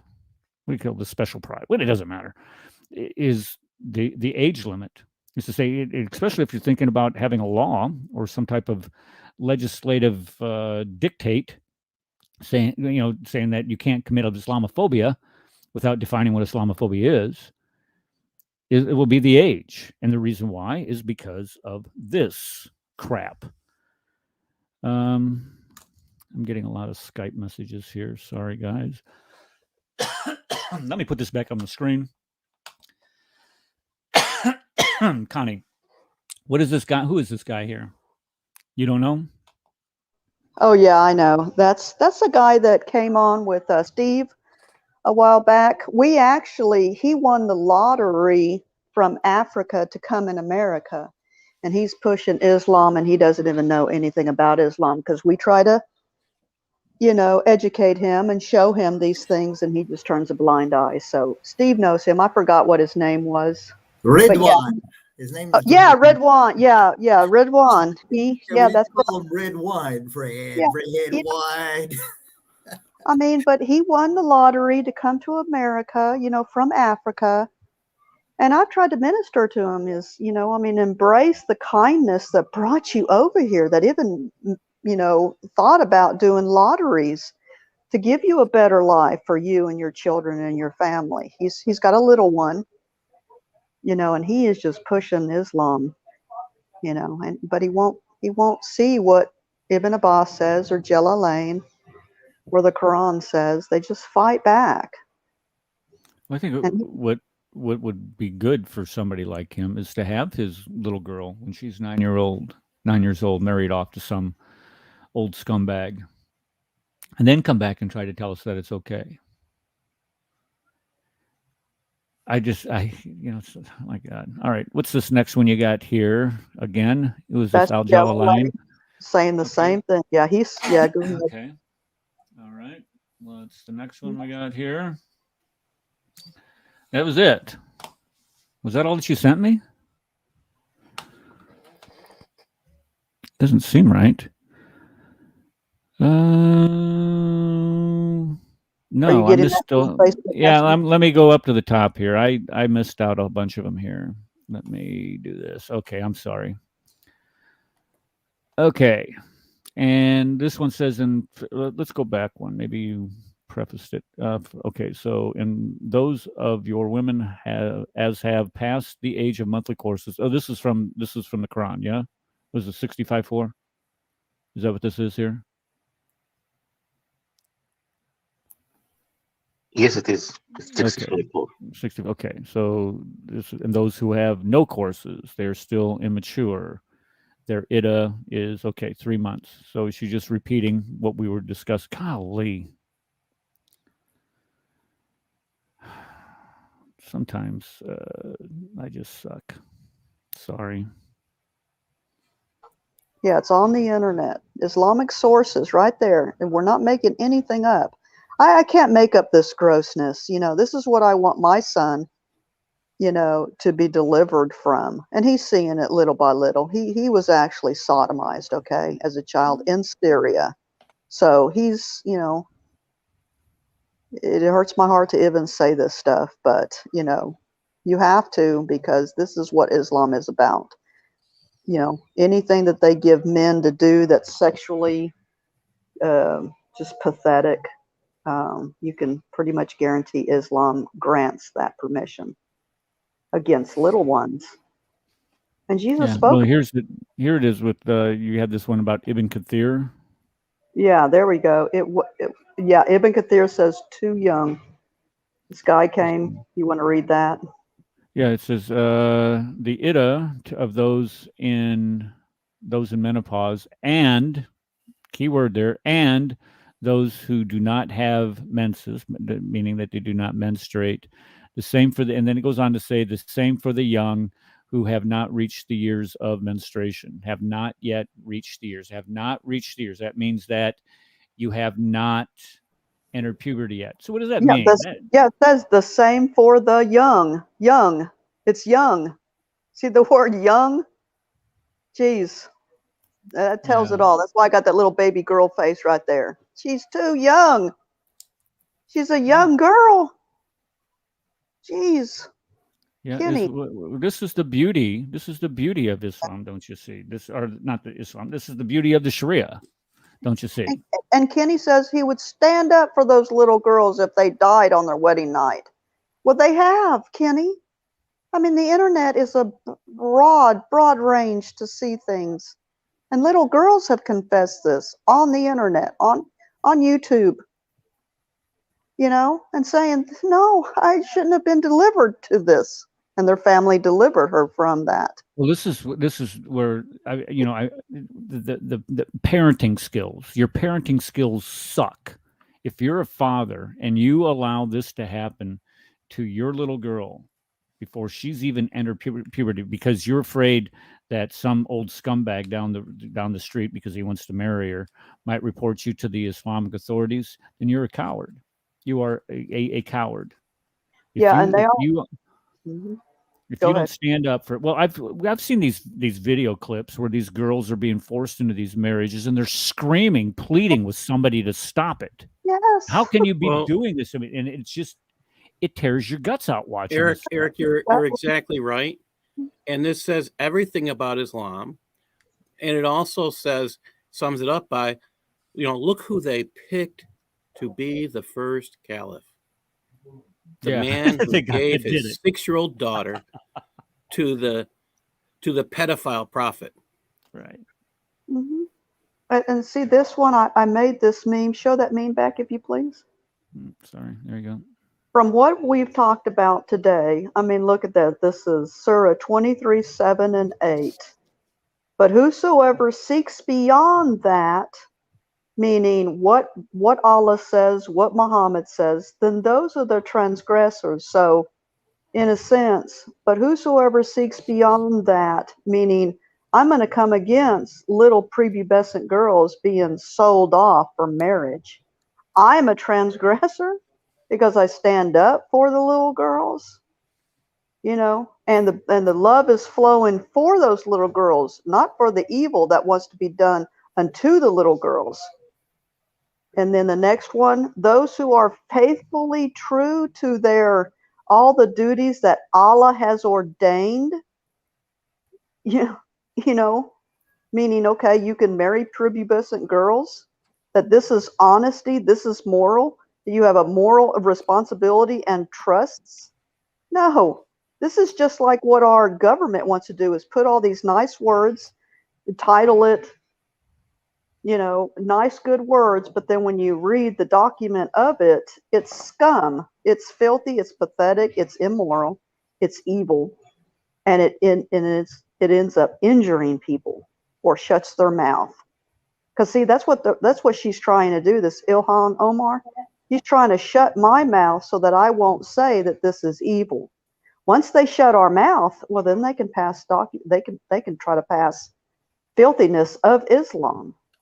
Well, a lot. You're right, because this is what this is an attempt to silence people, Yes. shame people into silence.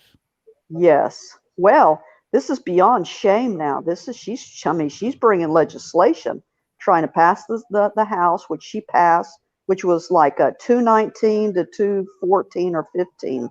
It barely passed, and it won't pass in the Senate. Well, let's pray it doesn't. Geez, look how much. Oh yeah, and look at this. Okay, this is in the translation by A.J. Arbery. And those who have not yet menstruated yet. It's right there. We're not lying, Kenny. We're exposing this filthiness that's in the Qurans that are translated by Muslim scholars. Why if you marry, let's say you're an old scumbag and you do marry a little girl that's prepubescent, what business do you have after raping this little girl?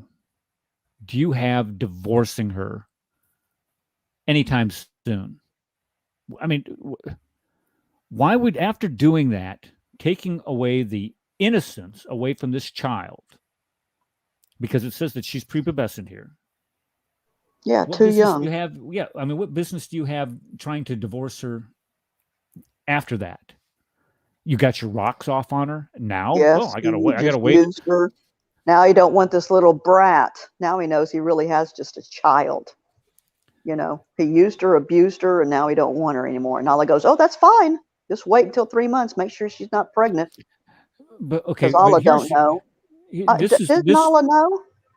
3 months. This is written for a pervert. Think about this. This is written for somebody who has a sexual perversion or a perversion of human sexuality, and this is supposed to come from the God of the universe. Really, you're going to try to tell me that this comes from the God of the universe? That as a man, marrying a young girl who's prepubescent, who really doesn't understand the concept of marriage to begin with. Why? Well, because she's prepubescent, don't you see? She's too young. She's just a kid. She's immature. And now you're going to divorce her. Because why? I mean, how can? Where is the heart in all of this? Is what I guess is kind of what I'm trying to allude to here. Where is the soul of the person doing this? Where is your mind? If number one, you're doing this to begin with, but number two, then you're trying to turn around and divorce her. I mean, is divorce? That's just disgusting. So he's going to keep on doing disgusting things. He divorces her, or Allah gives him permission to divorce. You want to know where the heart is? It's right here on the screen. You guys are ill-informed. Well, he might as well just say that, and that's a boss. He might as well say, "Oh no, that's this is Yahya," because I remember Yahya saying that last time. This is exactly the type of person. Ibn Abbas, I showed you Ibn Abbas. I showed you Ibn Kathir. I showed you Jalalain. So you're nothing but a liar, Yahya. Grow up. Repent, come to Christ. But this tells you where his heart is, and this is what's so sad. This tells you exactly where his heart is. They're captive. They're hostile. They're trying to justify this type of behavior. when you try to justify the unjustifiable, you've lost your soul. And all of the let's see. Okay, let me see here. Something about filth. What was this? I would never join such filth, and how people could think this is God. Exactly. A few nuts and bolts loose. I'd say they have a few something loose, but I wouldn't call them nuts and bolts. I would say that it's I don't know. This is just kind of one of them soulless things, and to think that people actually think that this comes from an almighty God. Mm-hmm. Yeah. Okay. What else we got here, Connie? I'm sorry. I think that I think you pretty much hit the highlights of all of those. So I mean, it's showing, and there's Wadudi. I think this is Wadudi. Yeah, Maldudi. Maldudi says the same thing.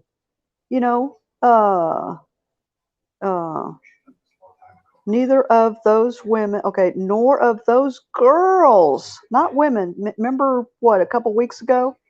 A boss wanted to say, no, they're not girls, they're women. This is Maldudi saying, nor of those girls who have not had menstruation yet. Ibn Maldudi is calling them girls. So Ibn Abbas is lying. I mean, we all know it. The Muslims that don't want to get honest, they will lie through their teeth about Islam, and we don't buy it. Connie has given out the citations straight from the Quran and from the Hadiths. Mm-hmm. I have given you, and Eric showed you, it came straight from the Sharia, where they're talking about you don't have to perform a perfunctory bath after you've had sex with your husband if you're not mature enough to have had sexual gratification. Okay, that's a prepubescent girl. I mean, it doesn't get any more blatant in anything. Everything has been outright blatant. So you have to be incredibly stupid, ignorant, or you can't be blind. That's the catch. You can't be blind because that information is there. So stupid would be one thing, but again, you can't be stupid when the information is provided for you and you can look it up and verify it. So imbecilic, maybe, moronic, maybe, because you're denying reality. So I'm not sure where you would fall, Seyfed, who denies the information provided, the exact Islamic scriptures cited, the exact Islamic law provided. I don't know where you fall. Is lying deceitful to yourself? And I mean, we know it's the deceit to to other people. Muhammad is wrong right there. Yahya is saying that Muhammad is wrong because he married a minor. No. My goodness. So Yahya is denying Muhammad, but that's allowed because under Islam, you're allowed to deceive, even though Muhammad didn't care if anybody deceived others. So he's being deceitful. He's being a good Muslim and practicing his good ability to lie. But other than that, he's actually committing apostasy because he's denying Muhammad. Minors. They don't even know. I'm against minors to be married, as this is abuse. So you're an apostate, Saif. This sounds like that more sounds like Abbas, because Abbas came on. You're definitely an apostate according to the Quran, according to the definition we just read out of Sharia. You are an apostate for denying Muhammad. Mm-hmm. Well, this is the beauty of Sharia, don't you see? Well, what did they say apostates are? What did they say apostates are? What's the penalty? Death. Right? Death. Oh, is there any other penalty? I don't know. I didn't see any when we were in there. I didn't see anything else. Death was the only option. Yeah, it's the final one. They in the other countries they want to claim, well, we don't have any much money, so we sell our little girls because we need the money. I would never have sold my little boy, never. Knowing that would have been happening to him, never. Hold on, this is a good one. Okay. This is why Abu Bakr was a sick pig too. Muhammad married our mother Aisha with the agreement of her family. Well, who's in charge of her family? Abu Bakr. Abu Bakr, exactly. And she was old enough. If she's prepubescent, if you say that's old enough, then I would say that 6 is old enough. And I don't care if Zubair bin Mutam or Sheikh Yabudi comes out and says that she was over 16. The hadith, the Sahih hadith from like Sahih 4 of them, Bukhari, 5 of them. exactly, Sahih Muslim, Abu Dawud, all of those guys cite hadith that say that cite her saying that she was 9. Now, if you want to go ahead and go against that type of scholarship, that's your business. But don't I got a try to meme. tell Again, us. that makes him I sent an a meme apostate. on that to you. Let him show that, because it shows like at least 2 memes on that. That she was 6 and he consummated at 9. You know, Was so that part of what you sent me? Let me see if I can find yes, that. sir. When you deny Oh. Muhammad like this, you deny Islam, and you become the reprobate-minded Muhammad, reprobate-minded Islamic. You're definitely definitely qualified for the title of apostate. Yep, exactly, Paul. Yeah. Okay. So this says that she was 6 years old when he consummated when she was 9. Right. Mm-hmm. Yeah, and this is narrated by who? Right there. Sahih al-Bukhari. Yeah, but it's narrated. It says up here, it's narrated by Aisha. Oh, so yes. You don't trust her. So, is there, again, it doesn't make him an apostate for denying Aisha, but it's definitely an apostate for denying what the quote prophet did. Yeah, this is. I mean, this is just. It's sad. I want to before we go. I want to do one more thing here, and I'm sorry. Those are. This is, okay. Just so you guys know, if you guys have a show or you got something you want to have like an introduction made, ask Connie. Now I can promise you. I can promise you. Okay. Well, I'm going to tell you right now. I can promise you, it's not going to be as good as this one that she made for this. This is like this is epic. What we did with the one with the hair. I mean, it's you're going to get something second rate, but it's not going to be. And don't be disappointed. Don't hate or anything. All right. Okay, let's talk about marriage before we go here, because I want to add another drop to my pristine glass of refreshing water. Marriage. Now, listen. Look at this. It says that it is unlawful for a Muslim man to marry who? A Zoroastrian woman, an idol worshiper, or an apostate from Islam, or Adam seeker. Murtad. He refers to himself as the world's favorite murtad. And then it goes on to say, or a woman with one parent who is Jewish or Christian while the other is Zoroastrian. So if you have a mixed marriage, let's say a mixed marriage of parents, then you can't marry that person either. But look what it says down below there. It is not lawful or valid for a Muslim man to be married to any woman who is either a Muslim, Christian, or Jew, nor is it lawful or valid for a Muslim woman to be married to anyone besides a Muslim. So here it's saying let me go ahead and draw here. I want to make sure it's not lawful or valid. It's not lawful or valid for a Muslim man to be married to any woman who is not, there we are, not either a Muslim, Christian, or Jew. So the 3 types of people that a Muslim man can marry is a Christian woman, a Jewish woman, and a Muslima. Those are the 3 types of people a Muslim man can marry. However, look at this little thing right here. Oh, look at that. Nor is it lawful or valid for a Muslim woman to be married to anyone besides a Muslim. Now, you go ahead and try to tell me how beautiful that is. How perfect of law that is. You are going to deny people to marry somebody who they want, that they are in love with. That sounds to me that you're an Islamophobe. How are you going to deny somebody that is a Muslim that wants to marry a Jew? A woman who's Muslim woman who wants to marry a Jewish man or a Christian man. Are you going to deny her the ability to do that? What kind of Islamophobic hatred do you have? Do you not trust this woman to rear children and bring them up in the admonition of Allah and Muhammad? No. Islam proves itself. It's all about Islam the proves Muslim itself babies. that it's a fear. It's in fear. Islam is fear. It's torment. Fear has torment, right? The Bible says fear has torment. Yeah, but Connie, it's all about making the babies. So if she marries a Jew, she can't make Muslim babies. If she marries a Christian, she can't make Muslim babies. But even the Quran and whatever you showed, which I think was the traveler Sharia.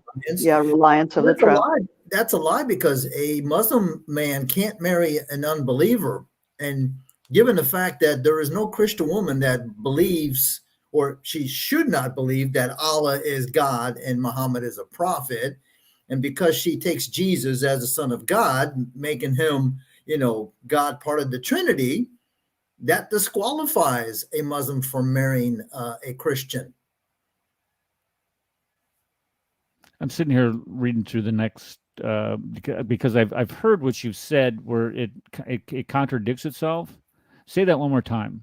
Okay. As a Muslim man, you could marry a Christian and a Jewish woman. But a Muslim man can't marry an unbeliever. Well, an unbeliever would be someone who doesn't believe in Allah and the Prophet Muhammad. And as a Christian, we don't believe in Allah. We sure as hell don't believe in Muhammad, and we commit shirk, right? Because Jesus, for Christians, is God, part of the triune head, right? Well, we also commit the say not three, because we have, the Father, the Son, and the Holy Spirit. So, well, it does. Okay, hold on. It says that it is not lawful or valid for a Muslim man to be married to any woman who is neither. Okay, so who is either. Okay, so that would be anyone. Let me put this back up here. Sorry. Who is not either. Okay, so these are the types of people that he can marry. A Muslim woman, a Christian, and and a Jewish woman. Right. Okay. And then it goes on to say Muslim women cannot be married to anyone besides a Muslim man. Right there. She's pretty much screwed. But the thing is that a Muslim, in order for, let's say I'm a Muslim guy and I fall in love with an atheist, right? Now I can marry her, but she has to convert first. Right. Okay. Yeah. All right. I agree with that. She's an unbeliever. Well, that's the same thing as far as a Christian woman. We don't believe in the Muslim faith. We don't believe that Allah is God. We don't believe that she doesn't believe that Muhammad is the prophet, and she would believe that Jesus is the Son of God, aka God. But here's also there was something else that I had come across. Yeah, in the Quran, you can't show me a Christian, because what they consider a Christian is somebody called a Nasara. Mm-hmm. But there is an Arabic word for Christian. So did Allah not know what the word for Christian is? Well, I thought that's what they call it. Nasara is Nazarene. That's what that means. That's their excuse, that it means Nazarene, because that's not even Nazarene.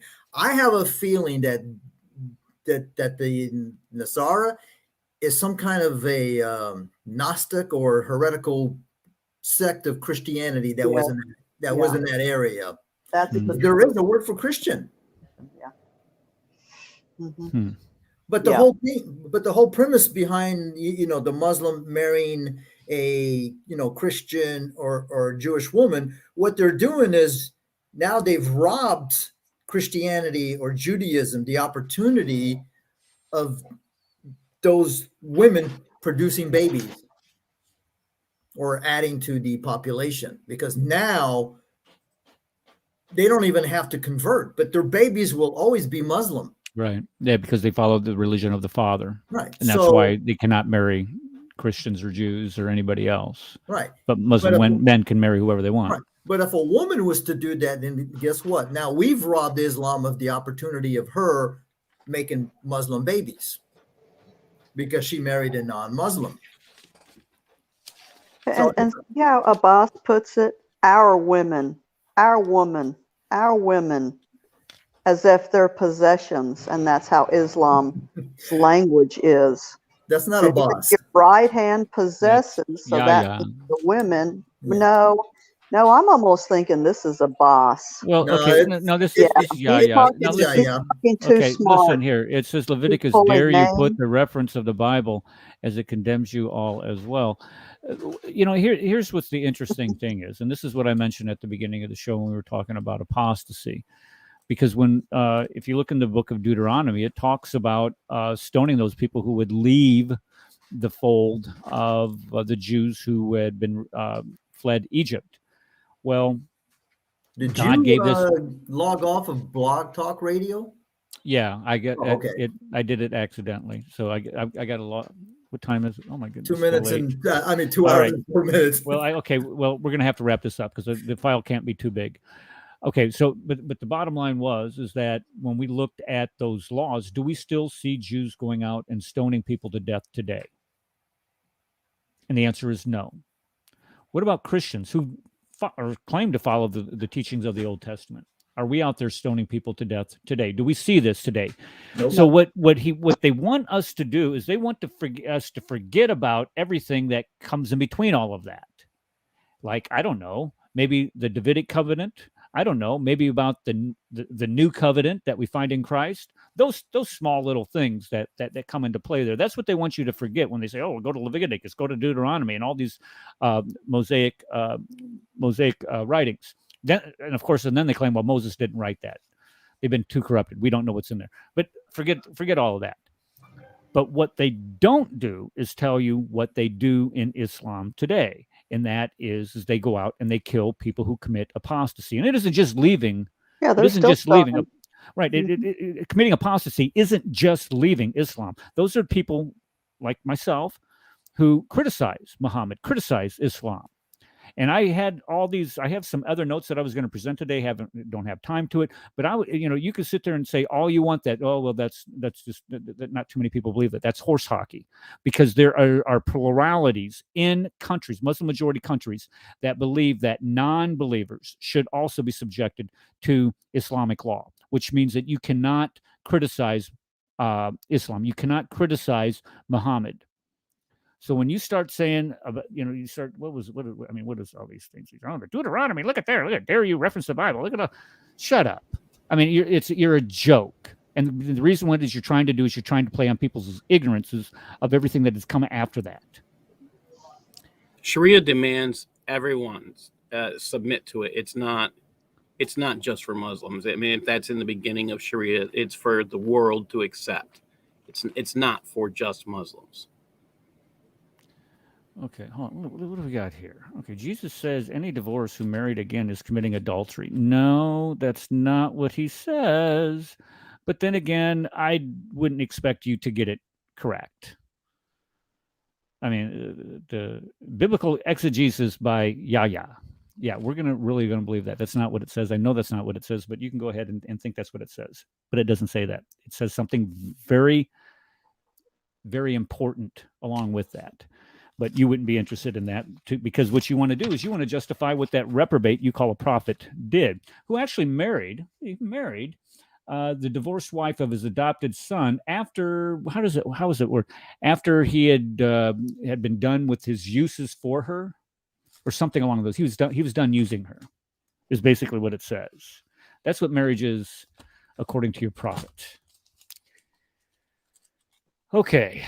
Who else has something to add today? Isa, you and your Santa hat.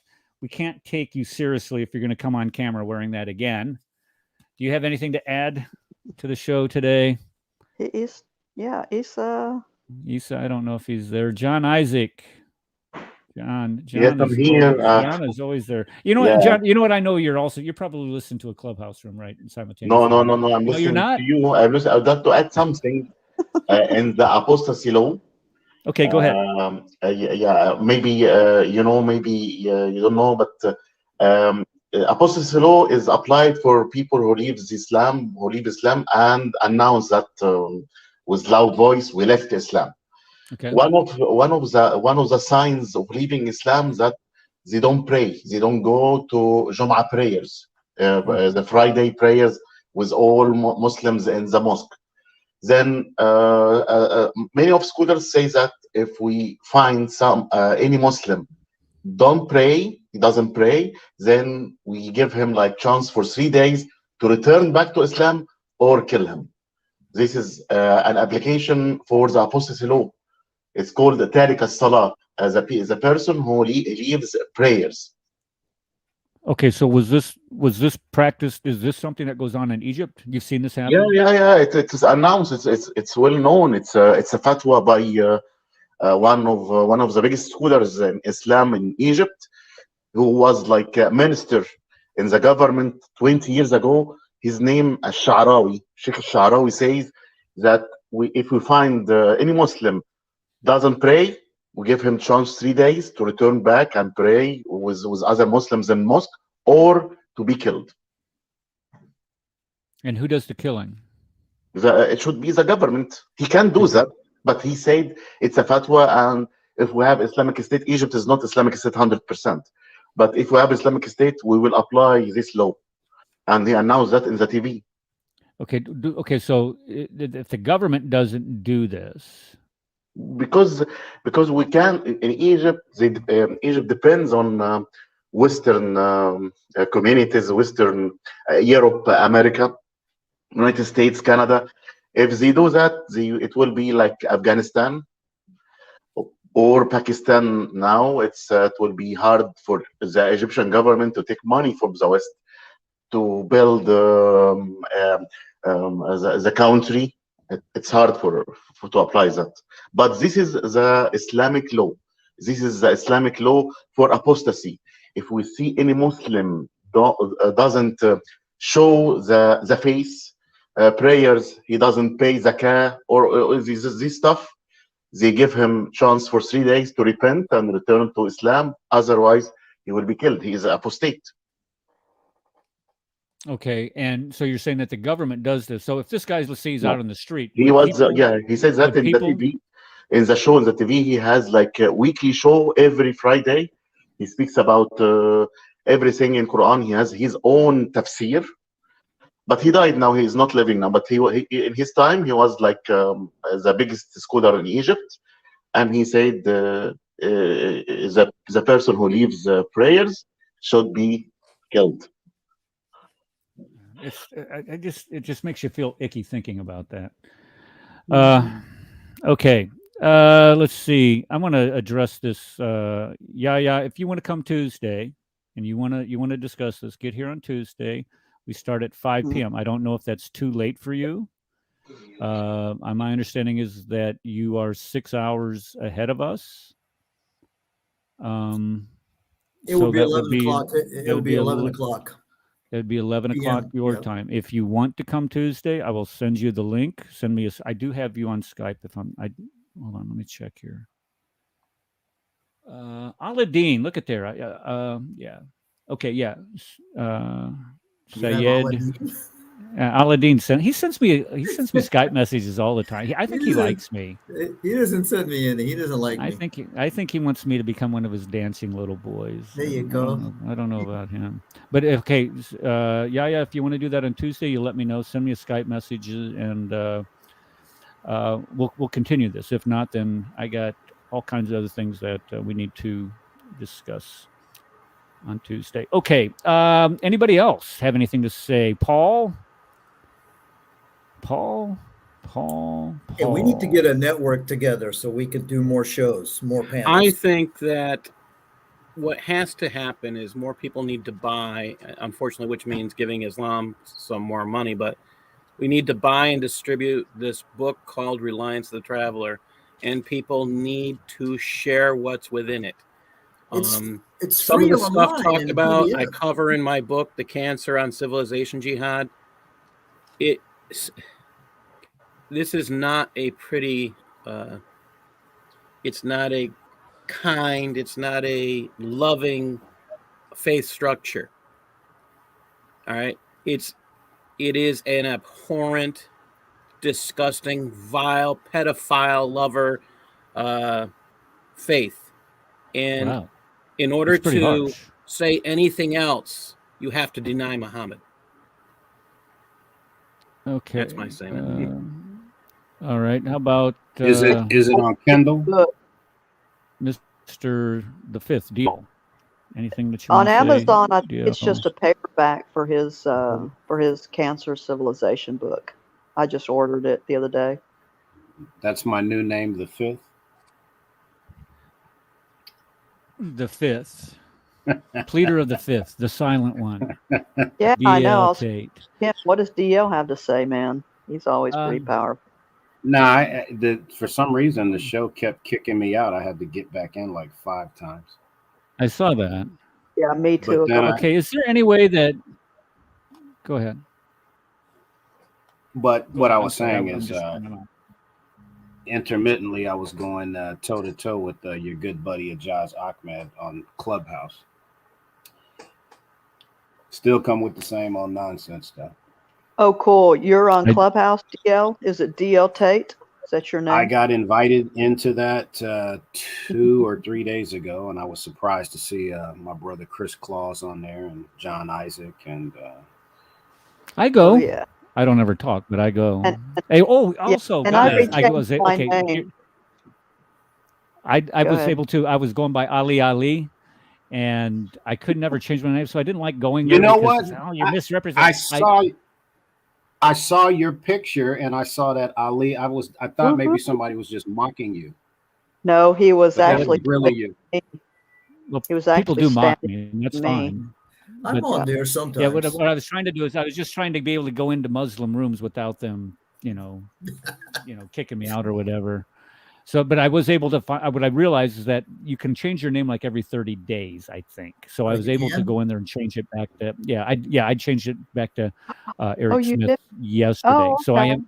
So when you see, and plus I got Eric Smith, but I changed my picture to Father Boutros. Yes, Boutros. Zachariah. Yeah, I had that for a while. Yeah, we need to support him on that. Yeah. Okay, how do I? Well, what's so funny is I guess I'm going to have to change my name because every time I try to just hang back and listen, somebody sees DL and they want to bring me up. Nobody loves you're a popular guy. That's why. I mean, they don't ever want to bring me up. I think my nick. Okay, well, because you changed your name, so right. Well, that might be Lewis. Shadid Lewis had a little show the other day, and I popped in to see what was up, and then he said, "Hey, DL, you want to come up here and have a discussion?" So Shahid, man, Shahid used his video to debate me on 86.7, and I didn't realize it until later. Shahid or Shadid? Shahid Lewis. He goes by the name of Shadid. Mr. Islam. Yeah, Shadid Lewis. Oh, Shadid. Okay, there's somebody else. Yeah, the brother. Well, yeah, this one's a brother also. Yeah, okay. Well, we're talking about the same person. Yeah, he's debated. He's well known. I think he debated David Wood and a few others. On Pal Talk, he goes by the name Mr. Islam Answers Back. Actually, I think his YouTube channel might be called Mr. Islam Answers Back. Well, he needs to, before he answers, as Proverbs 15:28 says, you need to study, the answer, because he's not. Let me tell he's you, an apologist for Islam. He's not a very good one. I had a little 86.7 going over with him, and it wasn't really a debate. Unfortunately, it didn't get recorded well. And he's got a video on his channel about the whole 86.7, between the backbone and the ribs. And I didn't realize that the guy was responding to me with his video until I watched his video and I put 2 and 2 together. And I'm like, this mother responded to me with his video. I guess he was having a lazy day and he didn't want to repeat himself. But I'm sorry, these guys that claim that they can debate, they have no clue what debating is. No, not at all. I mean, they think they're But great. the bad thing about Shadid Lewis is he's actually a pretty cool guy. I don't know. I got the impression that he hates whites. He's very racist towards whites. he can't hide that. He can't cover it up. Yeah, but he's half Puerto Rican. So, you know. Yeah, but yeah. Okay, let me address this question here for okay, if you want to come up and discuss what we were discussing today, which mainly dealt with the Sharia surrounding the age of marriage, divorce, and how it is applied in Islam, that's fine. That is fine. You want to discuss that? We'll discuss that on Tuesday. Okay, anybody else before we go? Thank you for coming. Trying to think. We didn't hear Connie. You got anything, John? Isa? No, thank you. Thank you so Every much. opportunity to expose that Islam is tormenting little girls, I do appreciate the opportunity. Thank you. Okay, well, we're going to do it again. It looks like we're doing it again on Tuesday. Yaya says that Rock on. if he can come, that'd be great. We'll see what he has Notice to say. Muhammad was a hypocrite because it was okay for him to marry, a 6-year-old, but he wouldn't allow the same thing to happen to his daughter Fatima because Abu Bakr wanted to marry her. And he's like, no, you can't marry her. She's too young. Yeah, she's too young, you old scumbag. What's wrong with you? But it was okay for him to marry Abu Bakr's daughter. She's 25. I mean, come on. What do you go get somebody your own age? But even with what Yaya was saying, let's say that Aisha was 16, which we know she wasn't. Okay, she's 16. Muhammad is still 50 years old. That's disgusting. To me, that would be like me marrying my daughter.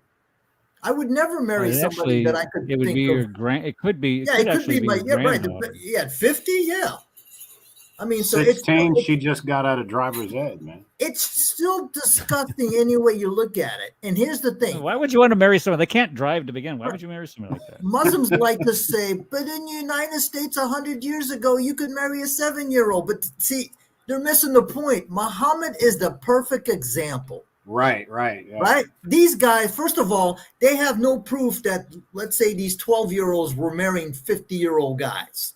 I guarantee you those 12-year-olds are probably marrying 17 and 18-year-old kids. They weren't marrying any prophet. Oh, but King so-and-so married a 7-year-old. I don't believe that's true, but let's say it is true. He's not the perfect example for everybody to follow.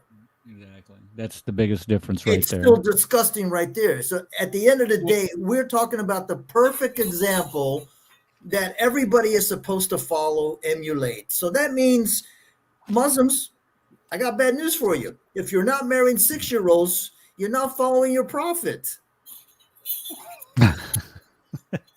So let's get to it. And no, yeah, let's get. I won't even give you my 3-year-old dog. Oh, and here's the other thing. My understanding for Muslims is that you're ready to have sex at the first sign of a period. Now, we have girls who get a period at 5, 6, 7. So does that mean, according to them, a 7-year-old who has a period is now lawful for you to marry and have sex? Because to them, maturity is when you have a period.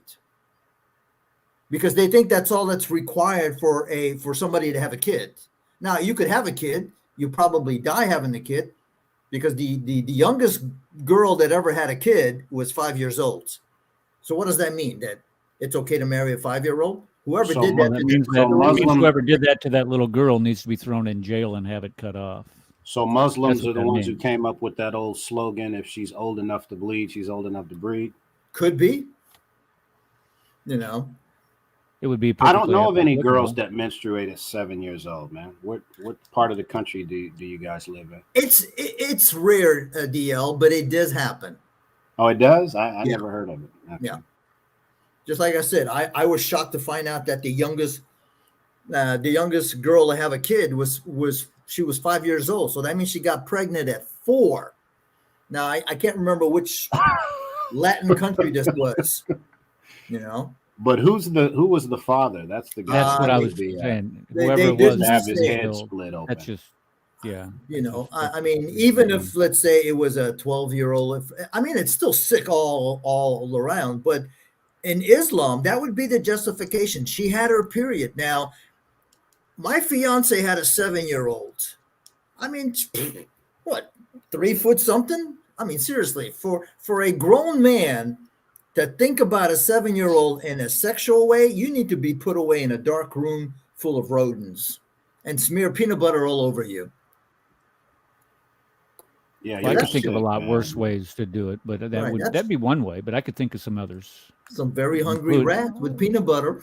Well, I tell you, and a very angry papa with a blowtorch would be a lot better. Yeah. If, I mean, you know. it's just disgusting. It It is. doesn't I matter. mean, just think about it. I mean, as guys, for you to have sex, you have to be excited. You know, to get an erection. So just Right. think about how what Muhammad did when he was with Aisha. He had to be lusting after her to get sexually excited. That's sick. You know what I'm saying? I mean, just from a practical, aspect. I mean, I don't know. If I saw him today, I'd blow his head off. And if he went to prison, they'd Right. kill him in there. But here's the whole thing, DL. I actually think Muhammad gets a bad rap because I don't believe he existed. And I think Allah gets a bad rap. Well, I think Allah is a victim of a false prophet who put a bunch of words in his mouth. Yes. Yeah. That's even a better way. I really do. That's a good way to put it. Yeah. Maybe Exact the sock Obama's were puppet. sick. Sock puppet. I love that. Mm-hmm. Yeah. All right. Hey guys, we got to go. Yeah, look, he made it to 2 hours and 25 minutes. All right, getting you there, guys- getting you guys- close. well, that's just something that's an endurance level. This is something you just got to build up over time. I was at the 1 hour mark when I first started. Now look at me 5 years later. I've tripled 5 years that. down the road, Doubled he'll that. be at 2 hours and 30 minutes. Maybe if I'm still here, inshallah. All right, guys. God bless you. Thanks for coming, and we'll see you Tuesday. Hopefully, Yaya will come. We'll see if he comes. That'll be interesting. What's next week's show about? Next week or Tuesdays? Tuesdays. We're going to discuss this if Yaya comes, and if not, then I don't know. What do you think we should talk about? What would be a good topic? Anything off the top of your head? I mean, I can't think of anything right now. I think All we've right. pretty much discussed everything. The one Quran that's been, Surah 3:7. Surah What's that? 3:7. I'm not familiar with that one. There are foundational scriptures and then those that are ambiguous. The reason why I think that's a good subject is because Muslims always claim that they believe the whole Quran. Yet that verse says only those who are sick in their heart follow the ambiguous portions of it, right? But that's a contradiction because there's other verses where it says the Quran is clear and every verse is explained and detailed. Exactly. Okay, so what I'll do is I'll write something up and we'll talk about that. Are you going to be able to come, DL? Oh yes, definitely. I have banker's hours now. I don't work the old stuff. Hey, you should also do one on the science of the Quran. That's boring. It really is. I've watched Nadir. Okay, guys, we got to go. We'll look at 3:7. If we don't, if Yaya comes, we'll continue this, and if he doesn't, then we'll do 3:7. How's that? Sounds good. Shalom. All righty. God bless y'all. All right, you guys have a good one. See ya. All right. Be safe.